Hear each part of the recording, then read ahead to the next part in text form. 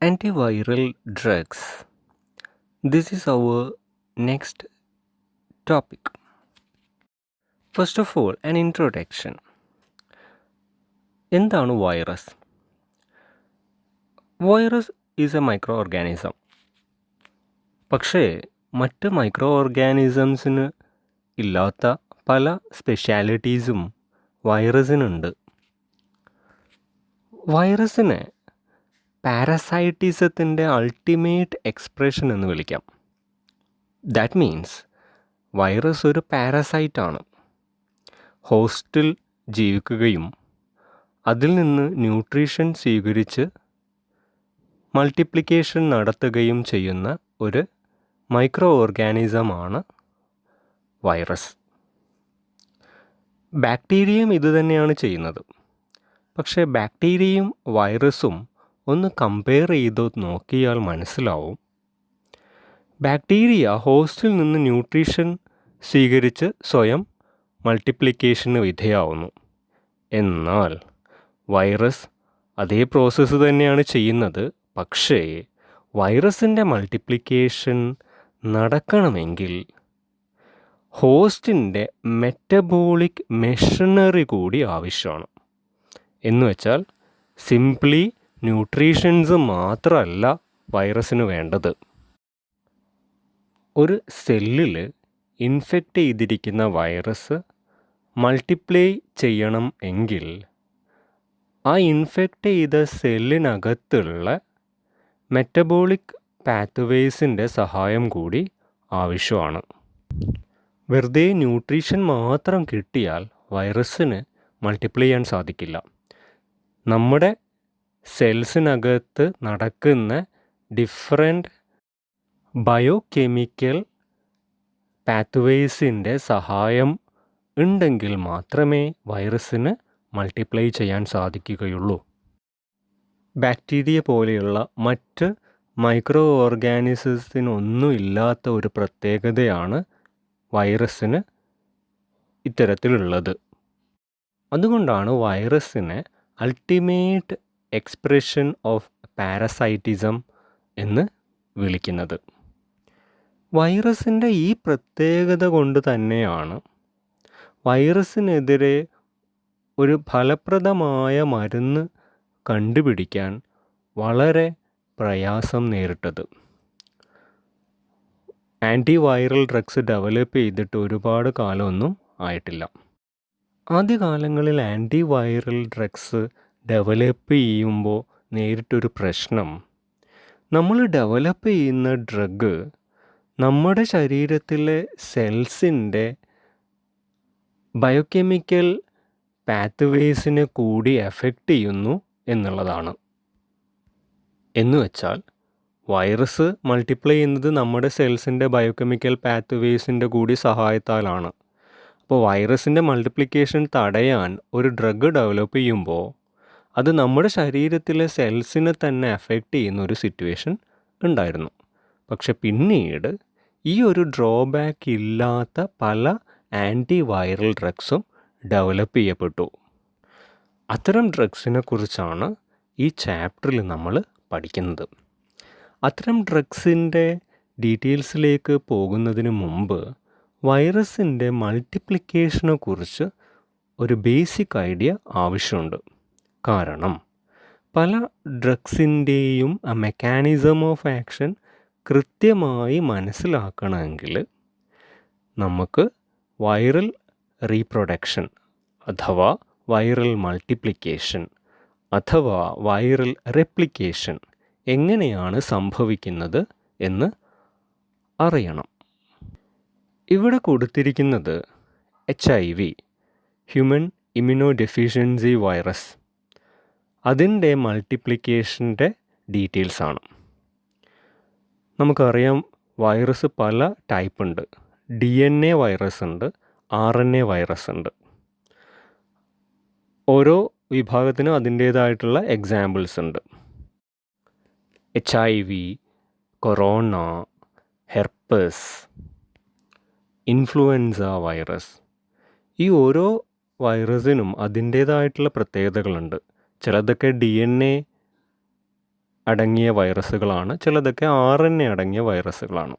അതുകൊണ്ട് തന്നെ ഓരോ ടൈപ്പിൻ്റെയും മൾട്ടിപ്ലിക്കേഷൻ അഥവാ റീപ്രൊഡക്ഷൻ വ്യത്യസ്ത രീതികളിലാണ് നടക്കുന്നത്. പക്ഷേ ഒരു ബേസിക് ഐഡിയ ലഭിക്കാൻ മാത്രം HIV-യുടെ വൈറൽ റീപ്രൊഡക്റ്റീവ് സൈക്കിൾ ഡിസ്കസ് ചെയ്യുന്നു. ഇങ്ങനെ ഒരു ബേസിക് ഐഡിയ ഉണ്ടെങ്കിൽ മാത്രമേ ഈ ചാപ്റ്ററിൽ വരുന്ന ഡ്രഗ്സിൻ്റെ മെക്കാനിസം ഓഫ് ആക്ഷൻ പഠിക്കാൻ സാധിക്കുകയുള്ളൂ. നമുക്കറിയാം, എയ്ഡ്സ് ഉണ്ടാക്കുന്നത് HIV ആണ്. ഹ്യൂമൻ ഇമ്മ്യൂണോ ഡെഫിഷ്യൻസി വൈറസ് നമ്മുടെ ഇമ്മ്യൂണിറ്റി ഉണ്ടാക്കാൻ സഹായിക്കുന്ന സെൽസിനെയാണ് ഇൻഫെക്റ്റ് ചെയ്യുന്നത്. കൃത്യമായി പറഞ്ഞാൽ T സെൽസിനെയാണ് HIV ഇൻഫെക്റ്റ് ചെയ്യുന്നത്. T സെൽസ് എന്നുള്ളത് ഒരു ടൈപ്പ് ഓഫ് വൈറ്റ് ബ്ലഡ് സെല്ലാണ്. T സെൽസ് പാത്തോജൻസിനെ ഡിസ്ട്രോയ് ചെയ്യാൻ സഹായിക്കുന്ന ഒരു വൈറ്റ് ബ്ലഡ് സെൽസാണ്. T സെൽസിൻ്റെ മറ്റൊരു പേരാണ് CD4 സെൽ എന്നുള്ളത്. ഈ CD4 സെല്ലിനെയാണ് HIV ഇൻഫെക്റ്റ് ചെയ്യുന്നത്. HIV ഈ സെല്ലിൻ്റെ മെംബ്രെയിനിൽ ബൈൻഡ് ചെയ്യുന്നു. ബൈൻഡ് ചെയ്ത് സെല്ലിൻ്റെ മെംബ്രെയിനിലകത്തുകൂടി പാസ് ചെയ്ത് സെല്ലിൻ്റെ ഉൾവശത്തേക്ക് എത്തിച്ചേരുന്നു. ഇപ്പോൾ CD4 സെല്ലിൻ്റെ ഉൾവശത്തുള്ള HIV അതിൻ്റെ പുറത്തുള്ള കോട്ടിങ് അൺകോട്ട് ചെയ്യും. എന്ന് വെച്ചാൽ അതിൻ്റെ പുറത്തുള്ള ഒരു കവറിങ് ഊരിക്കളയും. ഈ സ്റ്റെപ്പിനെ അൺകോട്ടിങ് എന്നാണ് പറയുക. അപ്പോൾ HIV വൈറസ് സെല്ലിൻ്റെ മെംബ്രെയിനിൽ അറ്റാച്ച് ചെയ്യുന്നു. സെല്ലിൻ്റെ മെംബ്രെയിനുമായിട്ട് ഫ്യൂസ് ചെയ്യുന്നു. എന്ന് വെച്ചാൽ സെല്ലിൻ്റെ മെംബ്രെയിനകത്തേക്ക് വൈറസിൻ്റെ മെംബ്രെയിൻ ഫ്യൂസ് ചെയ്യപ്പെടുന്നത് വഴിയാണ് വൈറസ് സെല്ലിൻ്റെ അകത്തേക്ക് എത്തിച്ചേരുന്നത്. അതായത് വൈറസിൻ്റെ മെംബ്രെയിനും CD4 സെല്ലിൻ്റെ മെംബ്രെയിനും കമ്പൈൻ ചെയ്യുന്നു. അതുവഴി വൈറസ് സെൽ മെംബ്രെയിൻ്റെ CD4 സെൽ മെംബ്രെയിൻ്റെ ഒരു പാർട്ടായിട്ട് മാറുന്നു. പയ്യെ പയ്യെ വൈറസ് CD4 സെല്ലിൻ്റെ മെംബ്രെയിനിൽ കൂടി മൂവ് ചെയ്ത് സെല്ലിൻ്റെ ഇൻസൈഡിലേക്ക് എത്തിച്ചേരുന്നു. ഇങ്ങനെ ഇൻസൈഡിൽ എത്തിച്ചേരുന്ന വൈറസ് അവിടെ വെച്ച് അൺകോട്ട് ചെയ്യപ്പെടണം. അൺകോട്ടിംഗ് എന്നുള്ളത് വൈറസിൻ്റെ ഔട്ടർ കവറിംഗ് ആയ ക്യാപ്സിഡ് റിമൂവ് ചെയ്യപ്പെടുന്ന ഒരു പ്രോസസ്സാണ്. അൺകോട്ടിംഗ് നടന്നു കഴിയുമ്പോൾ വൈറസിനകത്തുള്ള ജനറ്റിക് മെറ്റീരിയൽസ് DNA ആവാം, RNA ആവാം. HIV-യുടെ കേസിൽ അത് RNA ആണ്. അത്തരം ജനറ്റിക് മെറ്റീരിയൽസ് CD4 സെൽസിൻ്റെ സൈറ്റോപ്ലാസത്തിലേക്ക് റിലീസ് ചെയ്യപ്പെടുന്നു. അപ്പോഴാണ് റിവേഴ്സ് ട്രാൻസ്ക്രിപ്റ്റേസ് എന്ന പ്രധാനപ്പെട്ട എൻസൈമിൻ്റെ ആക്ഷൻ നടക്കുന്നത്. ഇങ്ങനെ റിലീസ് ചെയ്യപ്പെടുന്ന RNA DNA ആയി കൺവേർട്ട് ചെയ്യാൻ സഹായിക്കുന്ന എൻസൈമാണ് റിവേഴ്സ് ട്രാൻസ്ക്രിപ്റ്റേസ്.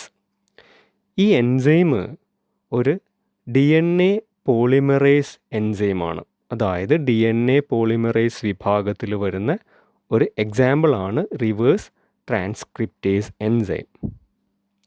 അപ്പോൾ റിവേഴ്സ് ട്രാൻസ്ക്രിപ്റ്റേസിൻ്റെ ആക്ഷൻ കഴിയുമ്പോൾ ഉണ്ടാവുന്നതൊരു DNA ആണ്. ഇത് വൈറൽ DNA ആണ്. ഈ വൈറൽ DNA ഇൻ്റഗ്രേസ് എന്ന എൻസൈമിൻ്റെ സഹായത്തോടു കൂടി നമ്മുടെ ഹോസ്റ്റ് സെല്ലിൻ്റെ DNAയിലേക്ക് അറ്റാച്ച് ചെയ്യപ്പെടും. ഇൻ്റഗ്രേഷൻ എന്നാണ് ഈ സ്റ്റെപ്പിനെ വിളിക്കുക. വൈറൽ DNA CD4 സെൽസിൻ്റെ DNAയുമായിട്ട് അറ്റാച്ച് ചെയ്യുന്ന ഒരു പ്രോസസ്സാണിത്. ഇതിന് സഹായിക്കുന്നത് ഇൻ്റഗ്രേസ് എൻസൈമാണ്. വൈറൽ DNA CD4 സെല്ലിൻ്റെ DNAയുമായിട്ട് അറ്റാച്ച് ചെയ്ത് കഴിയുമ്പോൾ നമ്മുടെ നോർമൽ DNA അല്ല ഉണ്ടാവുന്നത്. അതായത് വൈറൽ DNAയുടെ കൂടി ഇൻഫ്ലുവൻസ് ഉള്ള ഒരു DNA ആണ് ഇപ്പോൾ ഉണ്ടായിരിക്കുന്നത്. അപ്പോൾ ആ CD4 സെല്ലിനകത്ത് ഉണ്ടാവുന്ന ബയോകെമിക്കൽ പ്രോസസ്സുകളൊക്കെ ചേഞ്ച് ചെയ്യപ്പെടും. ദാറ്റ് മീൻസ് ആ സെല്ലിനകത്ത് ഉണ്ടാവുന്ന പ്രോട്ടീൻസ് വ്യത്യാസപ്പെട്ടിരിക്കും. ആ സെല്ലിനകത്ത് ഉണ്ടാവുന്ന മറ്റു മോളിക്യൂൾസൊക്കെ വ്യത്യാസപ്പെട്ടിരിക്കും. ബിക്കോസ് ആ സെല്ലിൻ്റെ ജെനറ്റിക് നേച്ചർ മാറിയിരിക്കുന്നു. അതുകൊണ്ട് തന്നെ CD4 സെല്ലിനകത്ത് ഉണ്ടാവുന്ന പ്രോട്ടീൻസൊക്കെ ഡിഫറെൻറ്റ് നേച്ചറുള്ള പ്രോട്ടീൻസ് ആയിരിക്കും. എനിവേ, ഈ പ്രോട്ടീൻസിൻ്റെ പ്രത്യേകത പുതിയൊരു വൈറസ് മോളിക്യൂൾ ഉണ്ടാവാൻ പാകത്തിലുള്ള പ്രോട്ടീൻസാണ് അവിടെ ഉണ്ടാവുക.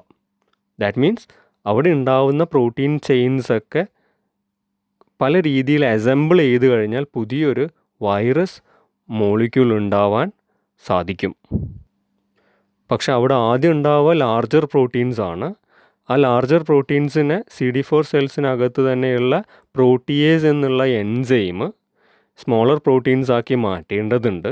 അപ്പോൾ പ്രോട്ടിയേസ് എന്നുള്ള എൻസൈമും വളരെ പ്രധാനപ്പെട്ട ഒരു എൻസൈമാണ്. ഇങ്ങനെ പ്രോട്ടിയേസിൻ്റെ ആക്ഷൻ കാരണം സ്മോളർ പ്രോട്ടീൻസ് ഉണ്ടാവുന്നു. ഈ സ്മോളർ പ്രോട്ടീൻസും ഇതേ സെല്ലിനകത്ത് ഉണ്ടായ മറ്റു പല കമ്പോണൻസും കൂടിച്ചേർന്ന് അസംബിൾ ചെയ്യപ്പെടുമ്പോഴാണ് പുതിയ ഒരു വൈറൽ പാർട്ടിക്കിൾ ഉണ്ടാവുന്നത്. ദാറ്റ് മീൻസ് CD4 സെൽസിൻ്റെ ജെനറ്റിക് നേച്ചർ ചേഞ്ച് ആയിരിക്കുന്നു. അത് കാരണം പലതരം പ്രോട്ടീൻസും മറ്റു പല മെറ്റീരിയൽസും ഉണ്ടാവുന്നു. ഈ പ്രോട്ടീയേസ് ബ്രേക്ക് ഡൗൺ ചെയ്ത് സ്മോളർ പ്രോട്ടീൻസ് ആക്കുന്നു. ഈ സ്മോളർ പ്രോട്ടീൻസും ഇതേ സെല്ലിലുണ്ടായ മറ്റു പല മെറ്റീരിയൽസും കൂടി കൃത്യമായി യോജിപ്പിക്കപ്പെടുന്നു. ആ പ്രോസസ്സിനെ അസംബ്ലിംഗ് എന്ന് പറയാം. ആ അസംബ്ലിംഗ് കഴിയുമ്പോഴത്തേക്ക് പുതിയൊരു വൈറസ് മോളിക്യൂൾ ഉണ്ടാവുകയായി. ഈ വൈറസ് മോളിക്യൂള് പതിയെ CD4 സെല്ലിൻ്റെ മെംബ്രെയിൻ കടന്ന് ആ സെല്ലിൻ്റെ പുറത്തേക്ക് എത്തുകയും തൊട്ടടുത്തുള്ള അടുത്ത ഒരു CD4 സെല്ലിനെ ഇൻഫെക്റ്റ് ചെയ്യുകയും ചെയ്യുന്നു. ഇങ്ങനെ ഈ പ്രോസസ്സ് പല പല പല പല മടങ്ങ് റിപ്പീറ്റ് ചെയ്ത് കോടിക്കണക്കിന് വൈറസുകൾ ഉണ്ടാവുന്നു. അങ്ങനെ നമ്മുടെ ശരീരത്തിലുള്ള CD4 സെൽസൊക്കെ ഇൻഫെക്റ്റഡ് ആവുമ്പോഴാണ് എയ്ഡ്സ് എന്ന കണ്ടീഷനിലേക്ക് ആ വ്യക്തി പോകുന്നത്. ഈ പ്രോസസ്സിൽ നിങ്ങൾ ഓർത്തിരിക്കേണ്ട 2-3 ടേംസ് ഉണ്ട്. ഒന്ന് ഫ്യൂഷൻ, വൈറസും ഹോസ്റ്റ് സെൽ മെംബ്രെയിനും കൂടെ കമ്പൈൻ ചെയ്യുന്ന ആ പ്രോസസ്സ്. 2 റിവേഴ്സ് ട്രാൻസ്ക്രിപ്റ്റേസ്, ആ എൻസൈമിൻ്റെ ആക്ഷൻ എന്താണ്. 3 ഇൻ്റഗ്രേസിൻ്റെ ആക്ഷൻ എന്താണ്. 4 പ്രോട്ടിയേസിൻ്റെ ആക്ഷൻ എന്താണ്. 5 അൺകോട്ടിംഗ് എന്ന് പറഞ്ഞാൽ എന്താണ്. ഇത്രയും കാര്യങ്ങൾ ഇനി പഠിക്കുന്ന ഡ്രഗ്സിൻ്റെ മെക്കാനിസം അറിഞ്ഞിരിക്കാൻ നമ്മളെ സഹായിക്കും. ഇനിയാണ് ഫാർമക്കോളജിയിലേക്ക് വരുന്നത്. Classification of antiviral drugs. Classification പ്രധാനമായിട്ടും നടത്തിയിരിക്കുന്നത് ഏത് തരം വൈറസിനെതിരെയാണ് ആ ഡ്രഗ് എഫക്റ്റീവ് ആവുന്നത് എന്നതിനനുസരിച്ചാണ്. ഫോർ എക്സാമ്പിൾ, ഒന്നാമത്തെ ക്ലാസ് ഹെർപ്പറ്റിക് ഇൻഫെക്ഷൻസിൽ ഉപയോഗിക്കുന്ന ഡ്രഗ്സാണ്. ദാറ്റ് മീൻസ് ഹെർപ്പസ് വൈറസിനെതിരെ എഫക്റ്റീവായ ഡ്രഗ്സാണ് ഈ ക്ലാസ്സിൽ വരുന്നത്. എക്സാമ്പിൾസാണ് അസിക്ലോവിർ, വെലാസിക്ലോവിർ, ഫാംസിക്ലോവിർ, ഗാൻസിക്ലോവിർ ആൻഡ് ഫോസ്കാർനെറ്റ്. രണ്ടാമത്തെ ക്ലാസ്സാണ് HIV ഇൻഫെക്ഷൻസിനെതിരെയുള്ള ഡ്രഗ്സ്. ഈ ഡ്രഗ്സിനെ ആൻറ്റി റിട്രോവൈറൽ ഏജൻറ്റ്സ് എന്നുകൂടി വിളിക്കാറുണ്ട്. HIV ട്രീറ്റ് ചെയ്യാനല്ല, പക്ഷേ പേഷ്യൻറ്റിൻ്റെ ക്വാളിറ്റി ഓഫ് ലൈഫും ലൈഫ് സ്പാനും ഇംപ്രൂവ് ചെയ്യാൻ ആൻറ്റി റിട്രോവൈറൽ ഡ്രഗ്സ് സഹായിക്കും. HIV ഉപയോഗിക്കുന്ന ഡ്രഗ്സിനെ വീണ്ടും പല രീതിയിൽ ക്ലാസിഫൈ ചെയ്തിട്ടുണ്ട്. അതിലൊന്നാമത്തത് nucleoside reverse transcriptase inhibitors, short ഫോമിൽ NRTI എന്ന് വിളിക്കും. ഇതിൽ വരുന്ന ഡ്രഗ്സാണ് zidovudine, zalcitabine, stavudine, lamivudine, didanosine, abacavir and tenofovir. NRTI കൂടാതെ NNRTI എന്നൊരു ക്ലാസ് കൂടിയുണ്ട്. NNRTI means non nucleoside reverse transcriptase inhibitors. അതിൽ 2 ഡ്രഗ്സ് ഉണ്ട്, നെവിറാപ്പിൻ ആൻഡ് എഫാവിറൻസ്. ഇനി HIV യൂസ് ചെയ്യുന്ന അടുത്ത ക്ലാസ്സാണ് പ്രോട്ടിയേസ് ഇൻഹിബിറ്റേഴ്സ്. അതിൽ വരുന്ന ഡ്രഗ്സാണ് റിറ്റോനാവിർ, ഇൻറ്റിനാവിർ ആൻഡ് സെക്യുനാവിർ. HIV-ക്ക് യൂസ് ചെയ്യുന്ന മറ്റൊരു ക്ലാസ്സാണ് എൻട്രി ഓർ ഫ്യൂഷൻ ഇൻഹിബിറ്റേഴ്സ്. അതിൻ്റെ എക്സാമ്പിളാണ് എൻഫുവിർട്ടൈഡ്. HIV-ക്ക് തന്നെ യൂസ് ചെയ്യുന്ന മറ്റൊരു ക്ലാസ്സാണ് ഇൻ്റഗ്രേസ് ഇൻഹിബിറ്റേഴ്സ്. അതിന് എക്സാമ്പിളാണ് raltegravir. So anti retroviral drugs അഥവാ HIV ട്രീറ്റ്മെൻറ്റിന് യൂസ് ചെയ്യുന്ന ഡ്രഗ്സ് 5 ക്ലാസ്സസ് ആയിട്ടുണ്ട്. 1 NRTI, 2 NNRTI, 3 protease inhibitors, 4 fusion inhibitors, 5 integrase inhibitors. ഇനി അടുത്ത ക്ലാസ് ഇൻഫ്ലുവൻസ വൈറസിന് എതിരെ ഉപയോഗിക്കുന്ന ഏജൻസ് ഉൾപ്പെടുന്ന ക്ലാസ്സാണ് ആൻറ്റി ഇൻഫ്ലുവൻസ ഏജൻസ്. അതിൽ വരുന്ന ഡ്രഗ്സാണ് എമാൻഡാഡിൻ ആൻഡ് റിമാൻഡാഡിൻ. അടുത്ത ക്ലാസ് പലതരം വൈറസുകൾക്കെതിരെ ഉപയോഗിക്കാൻ പറ്റുന്ന ചില ഡ്രഗ്സാണ് other anti viral drugs. For example interferon, ribavirin, adefovir. ഇതൊരു പ്രത്യേക വൈറസിനെതിരെ മാത്രമല്ല പല പല വൈറസിനെതിരെ ആക്ട് ചെയ്യുന്നത് കൊണ്ടാണ് ഒരു മിസലേനിയസ് ക്ലാസ്സിൽ പെടുത്തിയിരിക്കുന്നത്. സോ ക്ലാസിഫിക്കേഷൻ നോക്കിയാൽ നമുക്കറിയാം, പൊതുവെ ക്ലാസിഫിക്കേഷൻ നടത്തിയിരിക്കുന്നത് ഏത് തരം വൈറസിനെതിരെയാണ് ഡ്രഗ് എഫക്റ്റീവായിട്ടുള്ളത് ആ ഒരു രീതിയിലാണ് ക്ലാസിഫിക്കേഷൻ നടത്തിയിരിക്കുന്നത്. ഇതിൽ ആദ്യത്തെ ക്ലാസ് ആൻറ്റി ഹെർപ്പറ്റിക് ഏജൻസ് ആണ്. പേര് സൂചിപ്പിക്കുന്നത് പോലെ തന്നെ ഹെർപ്പസ് വൈറസിനെതിരെ എഫക്റ്റീവായ ഡ്രഗ്സാണ് anti herpetic agents. That means ഈ ക്ലാസ്സിൽ വരുന്ന ഡ്രഗ്സൊക്കെ വിവിധ തരം ഹെർപ്പസ് വൈറസുകൾക്കെതിരെ എഫക്റ്റീവാണ്. എന്തൊക്കെയാണ് ഹെർപ്പസ് വിഭാഗത്തിൽ വരുന്ന വൈറസുകൾ? 1 herpes simplex, 2 varicella zoster, 3 Epstein Barr virus, 4 cytomegalovirus. So ഇത്തരം വൈറസുകൾക്കെതിരെ എഫക്റ്റീവായ എല്ലാ ഏജൻസിനെയും കൂടി ഒരുമിച്ച് പറയുന്ന പേരാണ് anti herpetic agents. Anti herpetic ഏജൻസിൽ വരുന്ന പ്രധാനപ്പെട്ട ഒരു ഡ്രഗാണ് അസിക്ലോവിർ. ഇമ്പോർട്ടൻ്റ് മാർക്ക് ചെയ്തേ പറ്റുള്ളൂ. അസിക്ലോവിറിൻ്റെ മെക്കാനിസം ഓഫ് ആക്ഷൻ ഇതാണ്. അസിക്ലോവിർ ഒരു പേഷ്യൻ്റ് കഴിച്ചു കഴിയുമ്പോൾ അവരുടെ സെൽസിനകത്തേക്ക് അസിക്ലോവിർ ഡിസ്ട്രിബ്യൂട്ട് ചെയ്യപ്പെടും. അപ്പോൾ സെൽസിനകത്ത് വൈറസിൻ്റെ പ്രസൻസ് ഉണ്ടാവും. അതുകൊണ്ടാണല്ലോ പേഷ്യൻ്റ് ആ ഡ്രഗ് കഴിക്കുന്നത്. ഈ വൈറസ് ഒരു എൻസൈം ഉണ്ടാക്കുന്നുണ്ട്. കൈനേസ് എന്നാണ് അതിൻ്റെ പേര്. ഈ കൈനേസ് എൻസൈം അസിക്ലോവിറിനെ കൺവേർട്ട് ചെയ്ത് അസിക്ലോവിർ മോണോഫോസ്ഫേറ്റ് ആക്കിയിട്ട് മാറ്റും. ഇനി നമ്മുടെ സെൽസിനകത്തും കൈനേസ് ഉണ്ട്. ആ സെല്ലുലാർ കൈനേസ് അസിക്ലോവിർ മോണോഫോസ്ഫേറ്റിനെ അസിക്ലോവിർ ഡൈഫോസ്ഫേറ്റ് ആക്കി മാറ്റും. ഇനി ഈ ഡൈഫോസ്ഫേറ്റിനെ നമ്മുടെ സെൽസിനകത്തുള്ള കൈനേസ് എൻസൈം അസിക്ലോവിർ ട്രൈഫോസ്ഫേറ്റ് ആക്കി മാറ്റും. അപ്പോൾ നോക്കുക, വൈറസ് ഉണ്ടാക്കുന്ന കൈനേസും ഹോസ്റ്റ് സെല്ലിനകത്തുള്ള കൈനേസും കൂടി സിംപ്ലി ഒരു അസിക്ലോവിർ ഫോമായി മാത്രമുണ്ടായിരുന്ന ഡ്രഗിനെ കൺവേർട്ട് ചെയ്ത് അസിക്ലോവിർ ട്രൈഫോസ്ഫേറ്റ് എന്ന ഫോമിലേക്ക് മാറ്റുന്നു. ആക്ച്വലി അസിക്ലോവിർ ട്രൈഫോസ്ഫേറ്റ് ആണ് ഡ്രഗിൻ്റെ ആക്ഷൻ ഉണ്ടാവാനുള്ള കാരണം. അതെങ്ങനെയാണ്? അസിക്ലോവിർ ട്രൈഫോസ്ഫേറ്റ് DNA പോളിമറേസ് എൻസൈമിനെ ബ്ലോക്ക് ചെയ്യും. നമുക്കറിയാം DNA പോളിമറേസ് ആണ് RNAനെ DNA ആക്കി കൺവേർട്ട് ചെയ്യാൻ സഹായിക്കുന്നത്. DNA പോളിമറേസിന് ഒരു എക്സാമ്പിളാണ് റിവേഴ്സ് ട്രാൻസ്ക്രിപ്റ്റേസ്. അപ്പോൾ വൈറസിൻ്റെ DNA പോളിമറേസിനെ ബ്ലോക്ക് ചെയ്യുന്നത് വഴി വൈറൽ റെപ്ലിക്കേഷൻ തന്നെ സ്റ്റോപ്പ് ചെയ്യും. ബിക്കോസ് RNA DNA ആവുന്നത് വഴിയാണ് വൈറസിൻ്റെ റെപ്ലിക്കേഷൻ നടക്കുന്നത് തന്നെ. RNA DNA ആയി മാറുന്നതിന് സഹായിക്കുന്നത് DNA പോളിമറേസ് ആണ്. ഈ എൻസൈമിനെയാണ് ബ്ലോക്ക് ചെയ്തിരിക്കുന്നത്. അതുകൊണ്ട് തന്നെ RNA DNA ആയിട്ട് മാറില്ല. ആ കാരണങ്ങൾ കൊണ്ട് തന്നെ വൈറസിൻ്റെ റീപ്രൊഡക്ഷൻ അവിടെ വെച്ച് സ്റ്റോപ്പ് ആവും. ഇനി സപ്പോസ് DNA പോളിമറേസിലെ വളരെ ചെറിയൊരു അംശം ബ്ലോക്ക് ചെയ്യപ്പെടാതെ കിടക്കുന്നുണ്ടെങ്കിൽ ആ ചെറിയൊരു അംശം ഉപയോഗിച്ച് RNAക്ക് DNA ആയിട്ട് മാറാം. പക്ഷേ അങ്ങനെ RNA DNA ആയിട്ട് മാറിക്കൊണ്ടിരിക്കുമ്പോൾ അവിടെ ഉണ്ടാവപ്പെടുന്ന DNAയുടെ സ്ട്രാൻഡിനകത്തേക്ക് അസിക്ലോവിർ ട്രൈഫോസ്ഫേറ്റ് അറ്റാച്ച് ആവും. ദാറ്റ് മീൻസ് RNA പതിയെ പതിയെ DNA ആയിട്ട് മാറിക്കൊണ്ടിരിക്കുകയാണ്. DNA ചെയിൻ ഇങ്ങനെ എലോങ്ങേറ്റ് ചെയ്തുകൊണ്ടിരിക്കുകയാണ്. ഈ എലോങ്ങേറ്റ് ചെയ്തുകൊണ്ടിരിക്കുന്ന DNA ചെയിൻ്റെ ഇടയ്ക്ക് പോയി അസിക്ലോവിർ ട്രൈഫോസ്ഫേറ്റ് ബൈൻഡ് ചെയ്യും.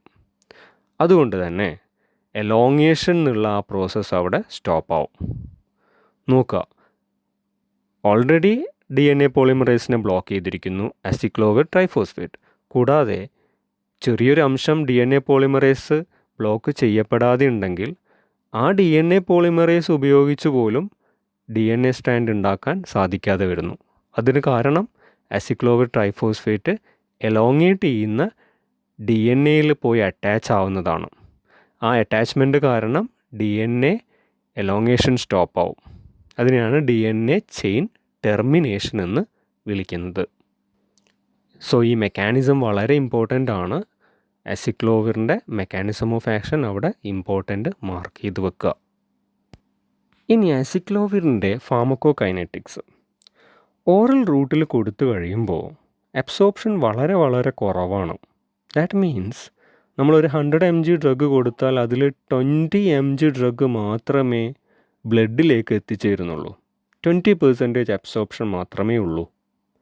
പക്ഷേ ബ്ലഡിൽ എത്തുന്ന പോർഷൻ ശരീരത്തിലെ ചില പ്രത്യേക ഭാഗങ്ങളിലേക്ക് നന്നായിട്ട് ഡിസ്ട്രിബ്യൂട്ട് ചെയ്യപ്പെടും. എസ്പെഷ്യലി സെറിബ്രോ സ്പൈനൽ ഫ്ലൂയിഡിലേക്ക്, കോർണിയയിലേക്കൊക്കെ ഡ്രഗ് ഡിസ്ട്രിബ്യൂട്ട് ചെയ്യപ്പെടുന്നു.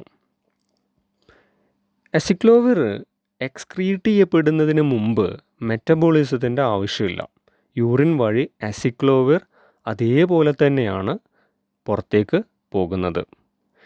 അസിക്ലോവിറിൻ്റെ തെറാപ്യൂട്ടിക് യൂസസ് ഇമ്പോർട്ടൻ്റ് ആണ്.